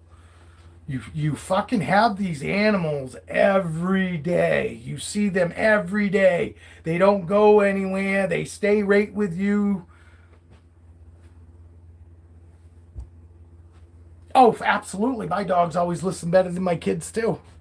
I used to tell my fucking kids, I expect you to listen to as good as the fucking dogs do when we're in public. I did. I don't give a fuck if they fucking took it as fucking I was saying that the dogs are smarter than them or what. Take it for what it is. The dogs listened better in public. Well, actually, my kids were really good in public. I can't say that. Honestly, everybody fucking always complimented us about our kids. Because our kids were always good. If we took them anywhere, they were always good. Our kids were shit at home, or what I can, they weren't really shit, but they were kids at home. But when we went to the grocery store or we fucking took them anywhere, our kids were please, thank you, all that. And I didn't have to give them scoldy eyes, scar eyes, you know, I'm going to blister your ass while we were out in public. I didn't have to do that. You know, they were good kids. They always said please and thank you, you know. And I love my kids. Don't take it as I'm saying that I don't love my kids and that, you know, I put my dog up higher than them. I just say that it hurts really bad when you lose a fucking dog because they're an animal that is there day in and day out. And my dogs have like always with me. If I'm on the couch, Diesel is either in my lap. Diesel was either in my lap or, well, he was always in my lap. Diablo is either behind me, wrapped around me, behind me on the couch. If I'm sitting on the front of the couch, he'll get behind me and curl right up and like cuddle around me. But if I'm sitting back on the couch and he's got to lay across me, and I always got a fucking dog's head, whether it was Diesel or Diablo, I've always got a head up on my shoulder with them snoring in my ear while I'm got this big old dog laying across me while I'm watching TV. Fucking listening fucking TV out of one ear and the dog fucking snoring in the other. No, and it's good to fucking have something to fucking let the kids look and say, Jesus, that's what the fuck mom's fucking comparing me to. And they start watching and they start figuring out and they go, Jesus, I understand. I understand now because look, the dog does listen. Mom says, come here. The dog fucking goes. The dog's not going, do I have to? Wait a minute. I'm almost done this. One more game. One more game. No, do I have to take a shower tonight? Do I brush my teeth? You know, it's the same old one. All our kids do the same shit. None of us have special kids from everybody else. We all hear the same shit. Our kids all pull the same shit for the most part. Yeah, minor shit. Like the arguing about brushing the teeth, arguing about taking a shower. My son was the total opposite. Her girls, we'd have to take a fucking shower, which I couldn't understand that. My sister lived in the bathroom. When I was growing up, my sister lived in the bathroom. Literally, you couldn't get her out of it. She loved to fucking sit in there and do all her shit to herself, meaning her hair and shit. You know what I mean? Fucking, so, my fucking dog, our girls here were Morgan is a tomboy. You know, even now, she's more tomboyish than she is, you know, princess. Kayla is more girly, but not real girly. You know what I mean? She's not princess. She doesn't care about what that her pocketbook matches every, you know, pocketbook's going to match the outfit. My wife, same way. They got one pocketbook. They fucking use that pocketbook where the fucking, no matter what the fuck they're wearing.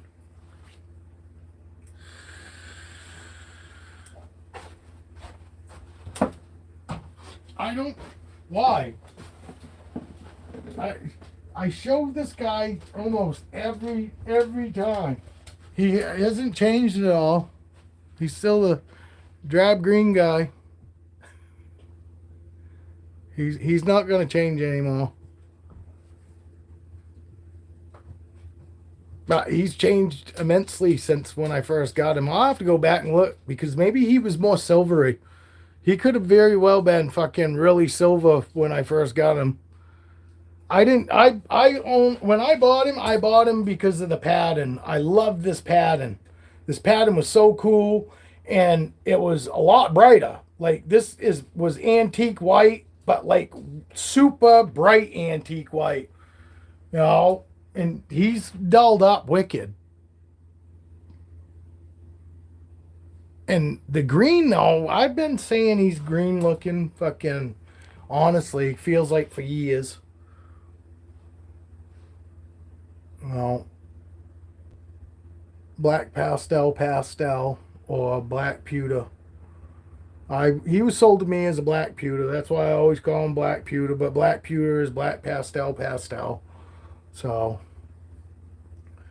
but he's a black pewter.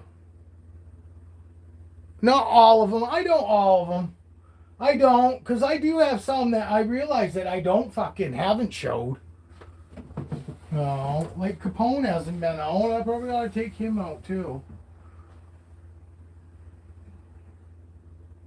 I and it does suck because I've got so many fucking I got so many snakes that are so fucking chill that literally I could just take out and lay a bunch of them in my fucking lap and I wouldn't have to even worry. They'd just sit there and hang out with me. You know. But this winter, you'll see. I'll probably end up doing lives and I'll shoot videos every fucking day in the wintertime. I will. Just cause I got nothing else going on. I don't do anything in the fucking winter other than snow blow, keep my driveway fucking clean, and keep my roof shoveled off. That's it. That's all I do in the wintertime. I fucking hate the winter. So that's when you'll see me really busy on YouTube is in the wintertime. And that's when I normally shoot all my stuff is normally. This is probably the first summer that I actually have even bothered shooting. You know, because normally I don't. Normally I'm riding every fucking day. Fucking the last couple years I haven't ridden as much as I normally do. We got Diablo, and Diablo in the very beginning wasn't very good. He would fucking tear the house up. He'd chew shit up and fucking cry and just like cry constant when I left. And it was only me. But I mean, he could care less if the fucking wife left.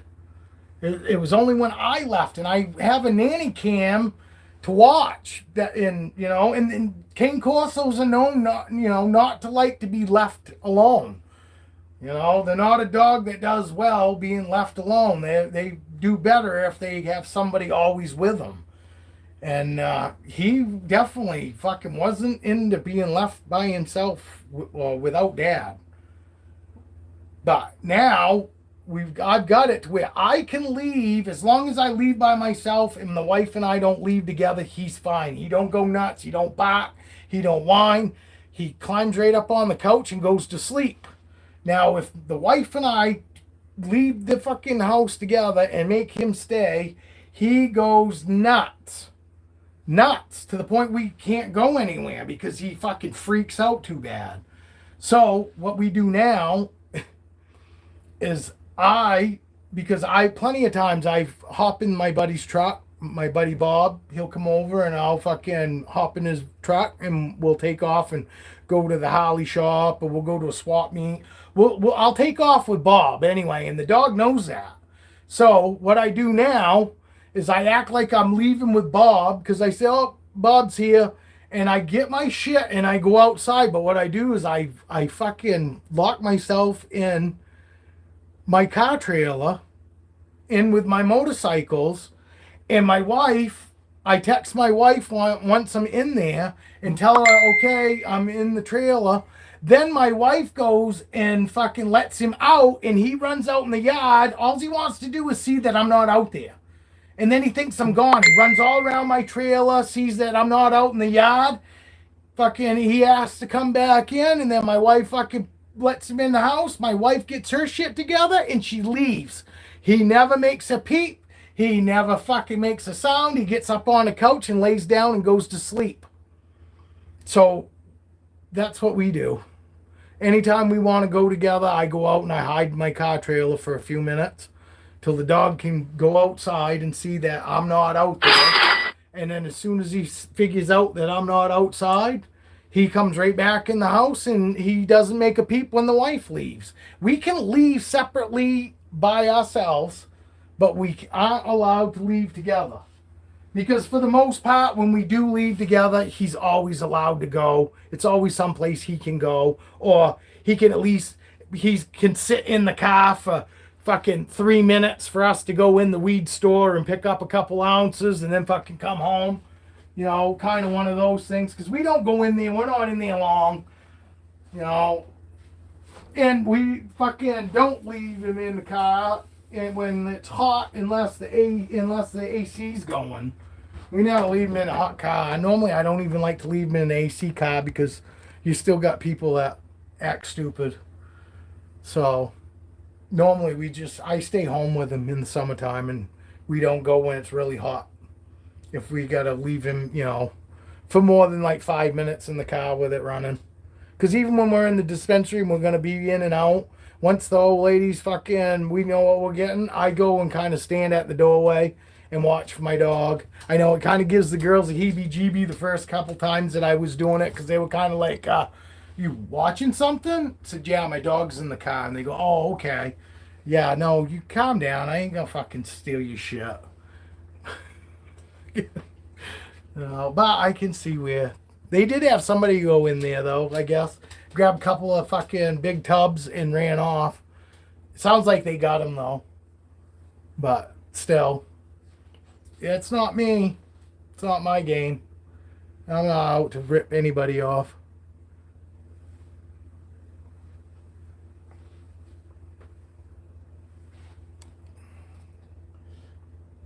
Does okay, but we have another dog here to keep her company. But when she was a puppy, I expected coastal puppies to be like pit puppies and chew on everything.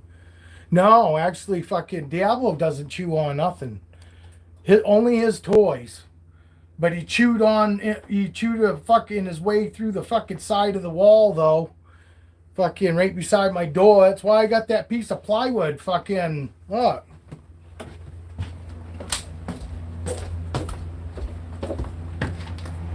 See that piece of plywood? He fucking chewed a hole beside the door. That's from my dog. I had the nanny cam on. We're 3 hours away from home. And I turned the nanny cam on. And I'm checking on my dog. And I see bright sunshine light like right beside the door. And I'm like, where the fuck is that coming from? And I zoom in because I can zoom in. I can span, go 360 degrees with that nanny cam I got. Can hear. I can talk to him. Fucking. So anyway, I fucking zoom in and I see a fucking hole like this, dude, in the through the fucking sheetrock in the house. And I tell my guys, because we're riding with fucking like 8 people, and I go, hey, dude, I got to head home. And he goes, well, we're headed home anyway. I go, no, I'm fucking flying home. I said, my fucking dog ate a fucking hole through the fucking side of the wall beside the door. And they go, what? And I show everybody, and they go, holy fuck. Well, put it this way. That 3 hours that it took us to get there, it only took me and the wife an hour and a half to get home. But when I pulled in the fucking driveway, his head is outside of the fucking house. Outside through the siding. His fucking head is stuck out between the door and out through the siding, staring out in the fucking yard. And I'm like, what the fuck? And after that, I stopped leaving him. I stayed home with him all the time. Because I was like, man, we can't be fucking having him fucking, you know.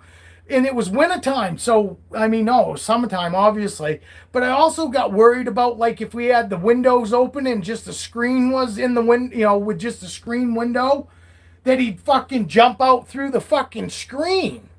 So I got to the point where I was like, fucking, and I never had dogs do that. I've had dogs chew stuff up, chew a shoe, You know, chew maybe the corner of a coffee table, chew maybe the fucking corner of a arm of the chair.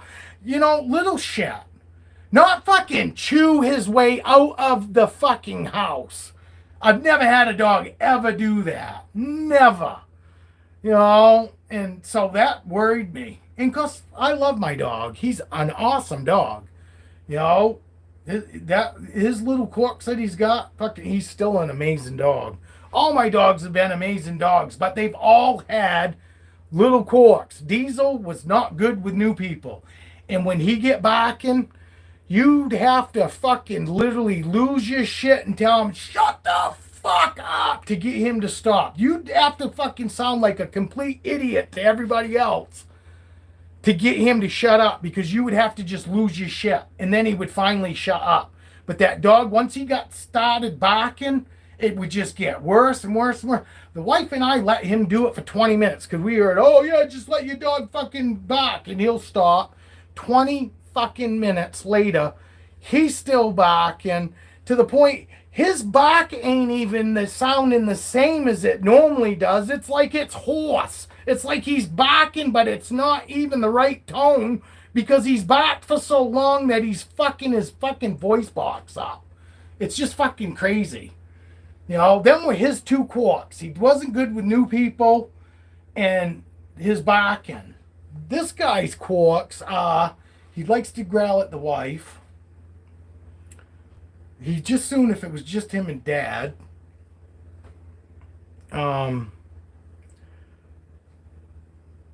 Every once in a while, he just goes from happy-go-lucky to all of a sudden he acts strange and acts like you're mad at him. Hey, Casey, you still here? I want to ask you. His mother had an issue, a brain issue, to the point where she actually killed one of their dogs that they had, and they chalked it up to it's because she was jealous. And I'm telling you, he's got a quirk. He's got something going on in his brain. Fucking sometimes that I'll be playing with him, and then all of a sudden he looks at me, and I can tell it's like he turns into an asshole. Like he doesn't like me, like I've done something. And then his hair will start, because I'll go, what is wrong with you? And then his hair will stand up, and I'll go, fuck you, get the fuck away from me then. And that's just the way I treat him. Good, get the fuck away from me then, because I treat him so good. And it's just weird. Does your dog do that? Does your dog sometimes just kind of act weird? Like he growls at my wife. He'll growl at her sometimes because because she's kissing him. I've never had dogs do that. None of my dogs ever did that. You could fucking love them all you want. You couldn't love them enough. She will hug him sometimes and he will growl at her because he's like, oh, he likes my wife only to a point. He don't like my wife to where he loves her in any way. Like I said, he sits at the door and begs for my wife to leave and go to work in the morning. He's horrible. I mean, literally horrible to my wife. Oh yeah, he will like all of a sudden be like looking at me, and I can just tell by the way he's looking at me that something's off. And I go, what is wrong with you, bud? What is wrong with you? And then he'll like go, and then his hair will start showing, and I'm like, what in the fuck is wrong with you? I think whatever his fucking mother had in her head, he's got it too. Because she sent us a message after we picked him up when he was a puppy. They only had two, she had two what? Not clutches. They bred that dog twice. And that he came out of that last batch of puppies. And when we got him, she said that normally when anybody would hold him, he would shake and shiver. And I was like, yeah. And then when we got there and she handed him off to me, he completely went and didn't shake. Her daughter even mentioned it and said, look, Mom, look at how he is with him. And I was just like, I thought they were talking about me. look how he is with him. And like I said, I thought they were talking about me, how I was with him, because I picked him right up, and as soon as she gave him to me, I'm kissing him on his face and doing all the shit that I normally do. My cigarette must be down here. Kissing him on his face, doing all that crap that I normally do, and then her daughter goes, and then the mom says, "Yeah, wow, that's weird." She goes, "Normally when we let anybody hold him, he normally shakes and shivers like he's scared to death, almost anxiety like, you know what I mean?"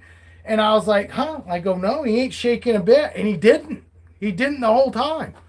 And they were like, "That's awesome." And, they were thinking that it was a sign that obviously he was going to, the right home, which he was, because ain't nobody going to love him more than I do. I can tell you that. Even with these quarks, it doesn't put me off, but he does. He'll growl a little bit at me, and then his hair will go up, and then I just fucking give him the business.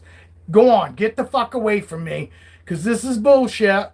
You ain't gonna find anybody gonna treat you better than me, dude. And it's normally, when I'm making of him, and it's not all the time. It's not all the time. Like Saturday mornings, perfect example. Normally during the week, the wife and I get up together. On the weekends, I'm the first one out of bed. Well, he won't come out of the bedroom until the last person comes out of the bedroom. Because in the morning, if Caroline, during the week, if she gets up to go pee before she gets up to get going for work, I might fucking hang out and stretch out and, just try to fucking wake up a little bit after the fact that she's up. Well, he'll wait till I get up, and then when I get up, he goes out and comes out in the rest of the house. Well, on the weekend, I'm the first one up. Wife's normally in bed. Well, he will keep pacing, and he will try waking her up to get her to get up out of bed because he wants to come out. But when she does finally come out and he comes out, he acts all put off like now I'm her and she is me, like he normally acts with me during the week. Like all over dad, doesn't want nothing to do with mom. Now on the weekend, he doesn't want nothing to do with me. He's mom's dog. If I talk to him or make of him at all, he acts pissy with me. Like a dick. Like he's, he might growl, fucking, me trying to make of him, He's weird on the weekends, first thing in the morning. So now what I do is I totally ignore him. I don't even talk to him. And about an hour and a half after he's up and been out of that bedroom and I've ignored him, he snaps right out of it and he acts like he normally does. It's weird. He's got something going on in his head. And that's why I probably won't let my wife take him out of this fucking house other than to take him in the car. Because I'm worried that something's going to happen to where she has to control him and he doesn't really care about her. He doesn't really like her. He's not like mean to her, but he growls and she hugs him and he growls at her. And a couple times he was kissing him on his face and I saw the fucking curl a little bit of the fucking of his mouth. And this guy I've never had dogs like him. All these things that are going on with him, I've had Dobermans, I've had Doberman Rottweilers, I've had fucking Pit Bulls, I've had fucking Dalmatians, I've fucking had Bulldogs, American Bulldogs, not your English ones, but I had American Bulldogs, fucking, we've had Pit Bull, fucking Rottie mixes. I had a full-blooded fucking Rottie. Fucking, I've had multiple fucking lots of dogs. Black Labs growing up too. Fucking been around poodles. And my grandparents had poodles. And I mean, no dog has ever acted like this fucking cat. I mean, even Diesel didn't act. Diesel acted like a normal dog. He don't act normal. He's way too smart for one. Because he does. I'm sure your dog does the same thing, Casey, too. Your dog sits here and listens to everybody's fucking conversation to where when you say that you guys are going to be going somewhere, the fucking dog knows. Because We mention anything, and he's not even talking. You know, we're talking in between. It might be even saying, "Oh, my wife's got something she got to do tomorrow, and I'm going to be going there." He gets all excited, thinking, "Oh, fucking, we're going somewhere because I heard you say it." He doesn't jump right up, but he starts watching. But he will watch. He goes and he'll look at my old lady, and then he'll stare at me. And whoever's talking, that's where my dog points and watches. You know what I mean? Like he's part of the conversation. All right, Danielle, have a good day. Thank you for hanging out while you did, as long as you did, considering there wasn't a whole lot.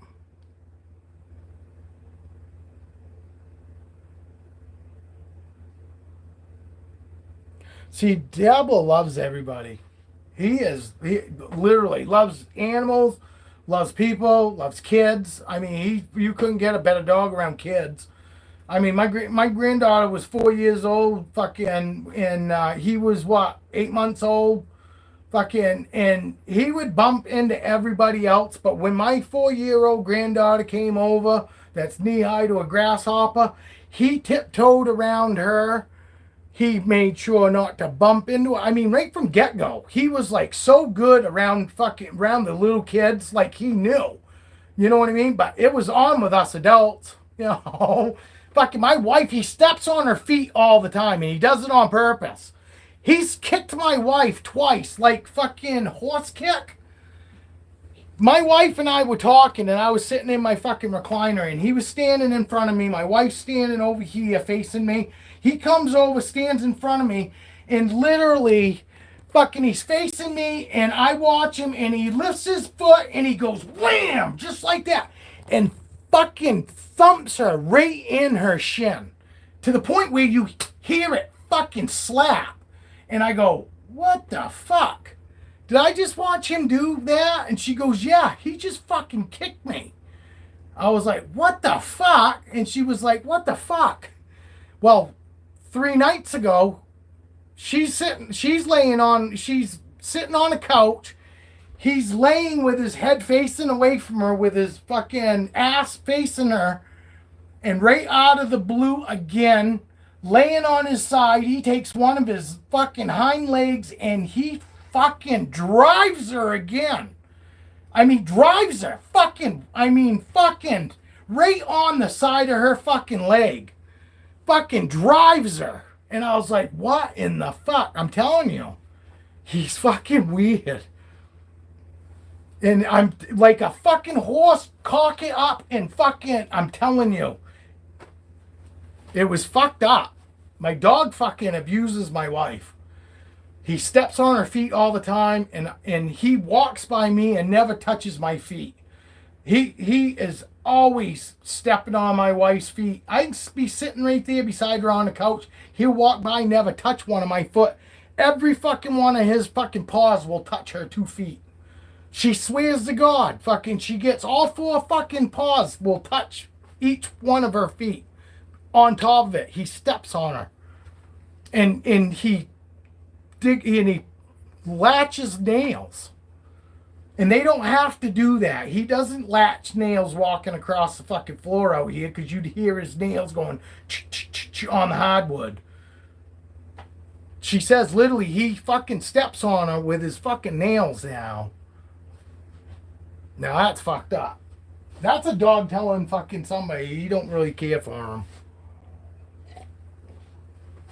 But so I don't dare let her take him in public, because there's going to be a time that I'm worried that she's going to have to make him not do something that he don't want to do, and he's going to retaliate. My dog does too. He pushes my wife away though. He will push her fucking face away like fucking hard. Like fucking bam, like he's punching her with his face. He will push her away, and then he's kissing me. I'm his thing. Dad is it. But even Dad, he will sometimes, he will just get a hair across his ass for absolutely no reason. Even when I'm making of him, or we're playing, and it's the normal play that we always do that he loves. But as soon as Dad calls him on it, and I say, fuck you, then go away, his head goes right down and he starts slumbering and he comes over because that's the thing too. Very few of my dogs, when I was upset, would fucking feel so bad about me being mad that they wouldn't go away. They just, oh, Dad, forgive me, please, you know what I mean? And just won't go away. And he's one of them. He feels so bad when Dad's finally, when I get mad at him, that he sulks, and you can tell it kills him. It's like fucking, I just shoved a knife in him. It's just as bad, fucking, because I go, hey, that's it, I'm fucking done. Get away from me. You know, let him know that shit don't fly. Fucking, and now, a lot of times he catches himself. He'll start to go, and then he'll stop. But yes, you're right, Casey. He is very vocal. He play growls, you know, when we play, but this growl is totally different. And I know you know what I'm talking about, because there ain't nothing deeper than the fucking Cane Corso growl. Fucking maybe a Dojo Argentino. But the closest thing that I can fucking think of is like a lion doing that fucking throat thing where it just kind of throat growls like in its mouth. It does really, it's just, you know what I mean? Fucking.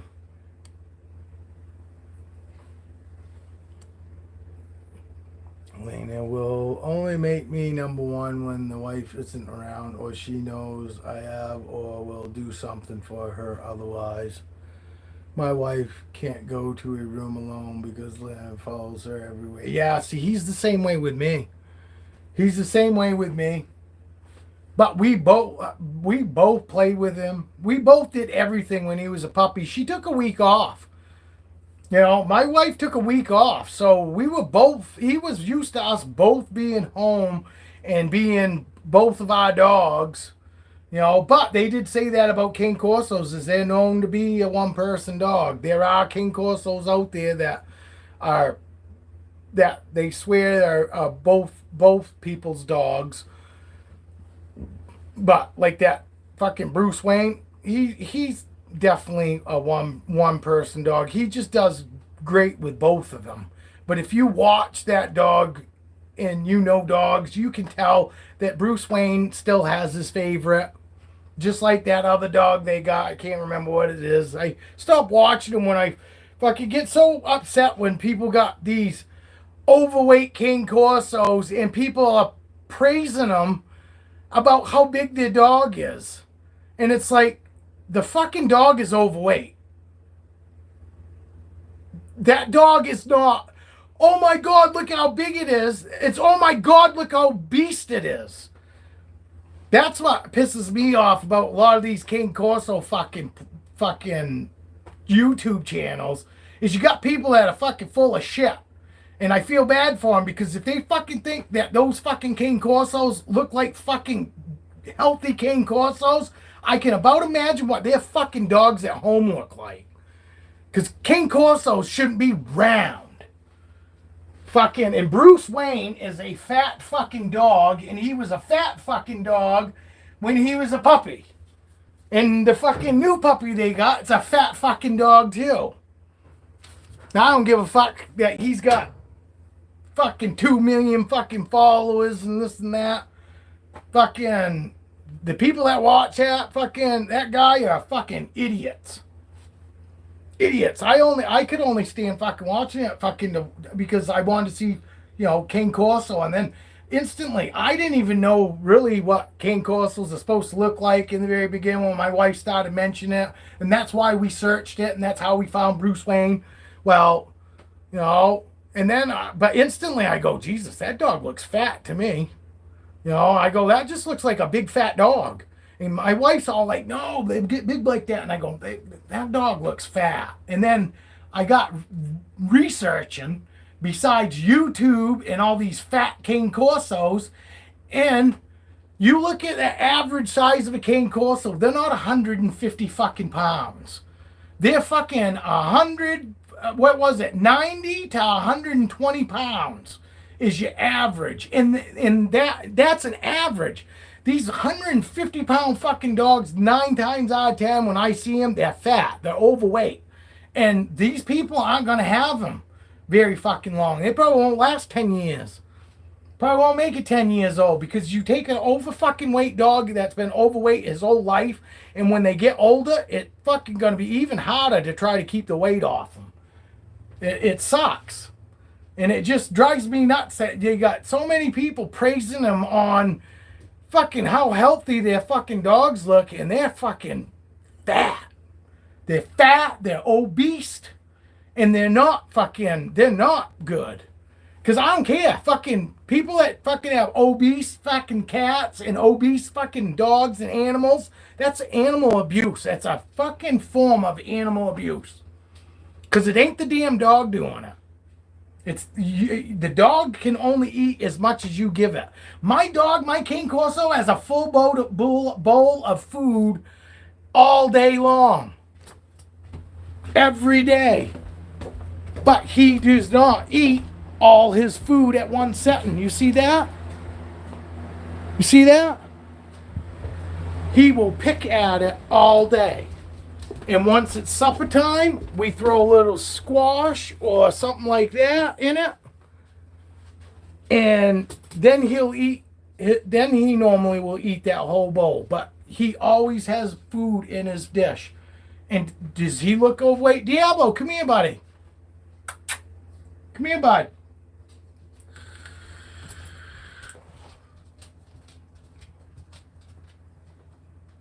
Do you look overweight to you? No. Most of them Cane Corso people fucking think my dog is actually fucking underweight.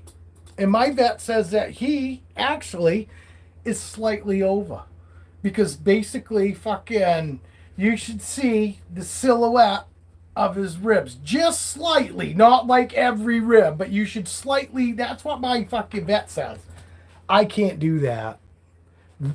My dog right there, that's almost 3 years old, that looks healthy to me. You know,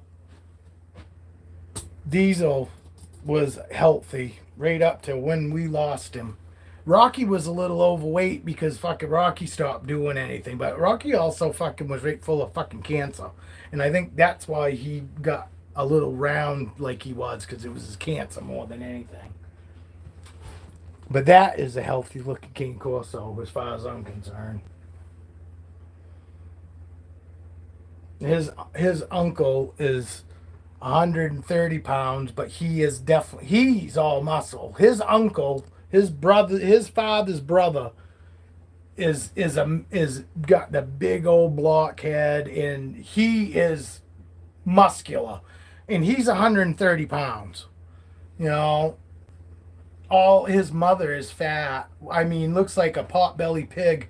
The females that are there with his uncle look horrible to me.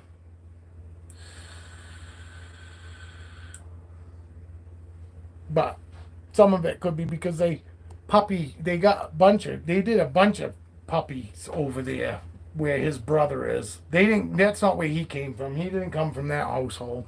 He came from New Hampshire, but he's got brothers and sisters.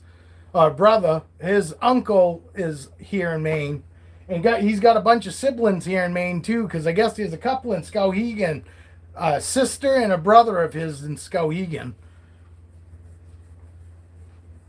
But I don't know how we keep getting on dogs. I love dogs, you know, and stuff that I find that, you know, is just common stuff that you do with a dog: sit, stay, paw. You know, I can do his toenails. I can do his ears, which means I can put drops, literally cleaner in his ears, and do this so it goes and wipe him out with a towel. He lets me do all that. He lets me trim his toenails. He lets me do whatever. All my dogs. I had other dogs that let me pull fucking porcupine quills out of their face without having anybody sit there and hold them. They just trusted me that much. No, it's all good, buddy. Just sitting here saying how I thought when I first got into Cane Corsos, I started searching it, and because you probably know Bruce Wayne, the one that, when I started, because my wife mentioned that she wanted to get Cane Corso, and I was like, well, let's see what they look like, because I always had big dogs, you know what I mean? Fucking, we had German Shepherd that was 145 pounds, and he was not fucking fat. But anyway, so I was explaining how that guy irritates me because, and the people that watch him irritate me because you can't tell me that's not an overweight dog. And everybody fucking always telling him how wonderful and how healthy that dog looks. And that dog's been obese since he was a puppy. And then they got that other puppy, and now they got an obese puppy. Granted, it's not a puppy anymore. And I was just saying that this is what I consider a healthy Cane Corso. Fucking, and 90% of the ones that we see online that fucking everybody wants to brag and say fucking look so wonderful, 9 times out of 10 they're obese. Or they're at least overweight. Because like I said, my vet says my dog is slightly overweight. Yeah. Because he said you should slightly be able to see their ribs. Their ribs should slightly show on their sides. Not every one, but you should slightly see the fucking definition of the ribs.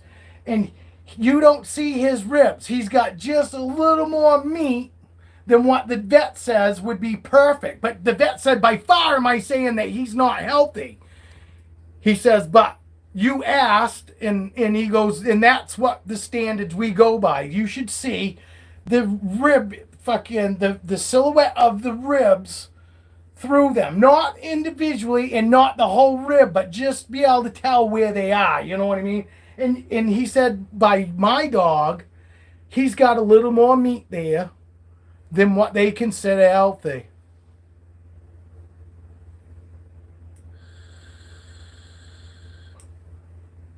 Well, that could be, but I don't know.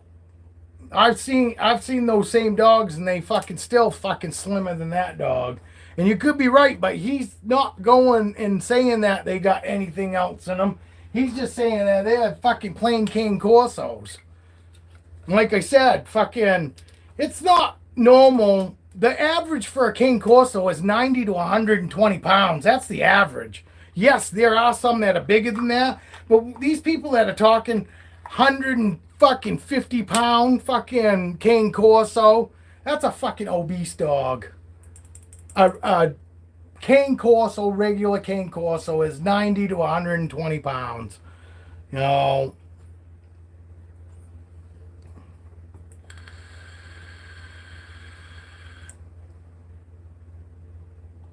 Yeah, and some are. His brother, his uncle rather, his father's brother is 130 fucking pounds with a fucking head that's twice the size of his. And that dog is 130 pounds and it is all muscle. It is built like him, but just wicked stocky and all that. But it is all just Cane Corso. It's his father's brother. Because I'm lucky enough to fucking know the people that actually have his uncle here in Maine.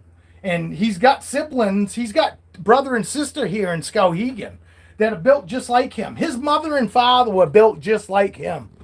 Just like him. So I wasn't expecting him to fucking, be any different than mom and dad. And dad was just under 3 years old. He was going to be 3 in like a couple months when I picked him up.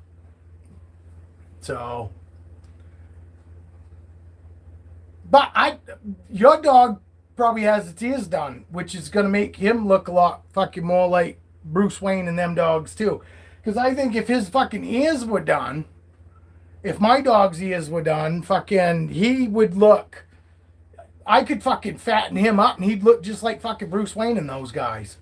Minus those dogs do. I fucking said it in the beginning that my dog's fucking fur looks different than theirs too.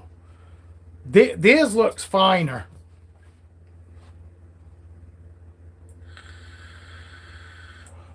All right, so she doesn't have her ears done either.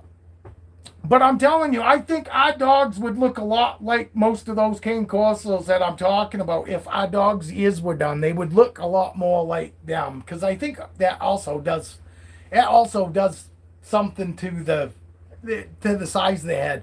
The bigger the ears, it makes the head look smaller. I'm lucky because he doesn't have big floppy ears. His mom had fucking big old long ears, and I remember saying it. I go, man, because if you look, his fucking ears aren't that big. I got lucky, got really lucky because she had almost what I would say beagle ears. Missed that, Casey. I would have said her ears were like beagle ears, man. They were fucking long and wide, and his dad's ears were short like that too. But his uncle is beautiful, though. I mean, honestly, if they ever said that his uncle was for sale, I'd be fucking on it in a heartbeat. Great with people, great with animals. They got a farm where they live. They got chickens, donkeys that like roam free in the front yard with all three of their cane corsos.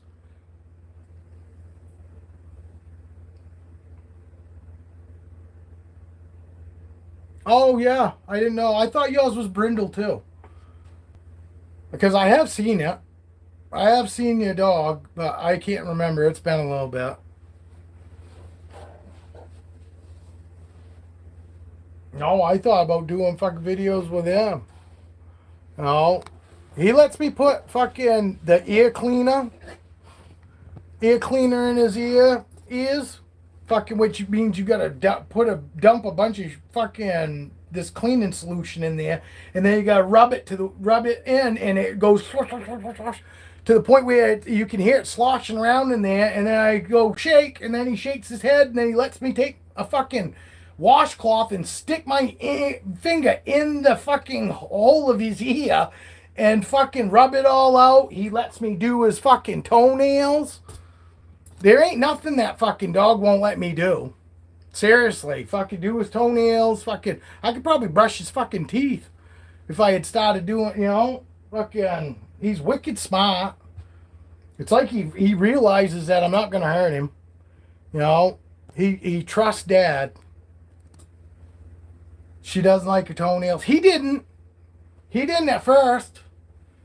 He always is giving me his paw, and he has no problem with you touching his paw, because I even played with him when he was puppy. He said, "Oh, I'm gonna get your feet. I'm gonna get your feet." You know what I mean? And he'd do the little dance, but he never took it as it was a big deal. You know what I mean? What? I'm trying to make sure it's zoomed all the way out, but it's not. Now it is, I guess. But no, how I did it is fucking finally I'd get in. You got to stay calm. If you get frustrated, they know it. So I just stay calm, even though I'd be getting frustrated. I just stay relaxed and act like it's no big deal. Look, I'm not gonna hurt you. Just give me a paw, fucking give me a paw and let me do a toenail. And that's how I ended up I get that first toenail, and as soon as I fucking do that toenail, I fucking act like a complete idiot and go, "You're such a good boy. Oh my God. Fucking right, boy. That was so good." I fucking like he just saved somebody's life. I act like that. You know what I mean? And he gets all excited, and I gave him that treat, and then I go, "Come on, let's do another one." And it would be work. He wouldn't just come right over and let me have that fucking paw again. And some days I wouldn't even be able to get it that same day. In the beginning, some days I'd have to get one a day, but I'd wait till he's nice and relaxed, and then I'd grab the clippers and I'd just go over and go clip. And now it's to the point where I could fucking do a whole paw, then make of him, give him a snack, and then go sit down and then ask for his other paw, and he'll bring me his other paw, and it's the same thing. Get all 5 of those toes done. I make of him, not like I did in the very beginning, but I still tell him, "Oh, that was a good boy, buddy, fucking awesome job, good boy," and then I give him a couple fucking, of his treats, and then get on to the next feat. And now it's no big deal. Now I grab the fucking toenail clip as he comes and he sits in front of me and gives me his paw. Fucking, and I do fucking his two front paws now, and then I give him a snack, and then I do his back paws, and then I give him a snack. You know, but I make of him in between. You know, good boy. Fucking the dogs love that shit. Some dogs just live for that. You know, that's when they to them I've made it. I've made it. I'm somebody now. I'm a good boy. I can fucking tell him to stay, and I can walk all the way across the yard. I got video of it. Walk across the yard, and he did that from the first time I asked him. Right from on video, I did it for the first time on video. I told him to stay, and I walked all the way across the yard, and then I turned around, and then I said, "Come here," and then he come bolting. And that was from the first fucking time that I asked him to stay, and I ever tried that with him. I've never done that. He gets my coat. He gets my boots. You know, you want to go for a ride? I ask him to get my coat, and he goes up and he grabs my coat fucking out of the chair, drags it across the floor, of course, but drags it across the floor and brings it to me, drops it. Tell him to go get my boots. He gets my boots. He brings me one boot at a time. Fucking wicked fucking smart dog. My fucking Doberman Pinscher, fucking my Dobie Rottweiler would do that, would bring you your shoes. And she would know whether who it was. Whoever asked her for their shoes, when she went over to the shoe pile, she would bring you your shoe. She knew what you smelt like, and she wouldn't bring you somebody else's shoe. Whoever asked for their shoes, that dog Rambo, his name was Rambo, and Rambo would go bring you your shoes. But he'd bring you one at a time. He'd go over and bring you one, and you'd say, "Good boy, go get the other," and he'd go get the other one. Fucking, but that's the only dog that I've ever had that would get my shoes was Rambo, and now I got Diablo. You know, and Rambo was my grandparents' dog. Doberman Pinscher Pinscher Roddy, Adobe Roddy Rottweiler, Doberman Pinscher Rottweiler mix. Beautiful, awesome dog. But. And now I got my own. I got a dog that gets my coat, gets my boots. Oh, fuck. I should teach him how to sew. I could have turn him into a sweatshop dog. Could get him make me some shoes, t-shirts. We fucking get one of these vinyl sign fucking makers, and we teach him how to make everybody vinyls. He is a smart dog. He's probably not that smart, but he is a smart dog. But anyway, I'm gonna fucking get out of here. It's getting warm in this room. I'm warm, starting to sweat. And I've been on since 10:30 this morning.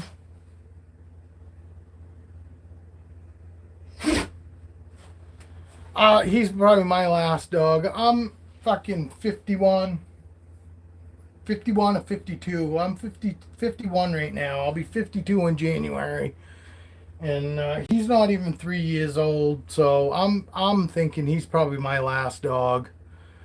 I don't want to leave this world and leave a dog behind. You know what I mean? Oh, hey, Evan, I didn't realize you were still here, Evan. Fucker, you didn't say nothing. Yeah, they should be in the next couple days, Evan. I'll make sure once we get, even if it's one shed, I'll get back on here. All right, later, Casey. Later, Repty. But I will be doing videos again as soon as something happens. Even if it's only one shed, I'll show it. Hope everybody has a great day today. Have a great night. Cheers.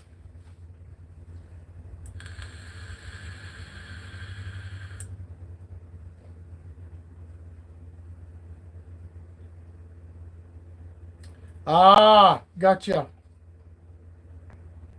All right, later, buddy.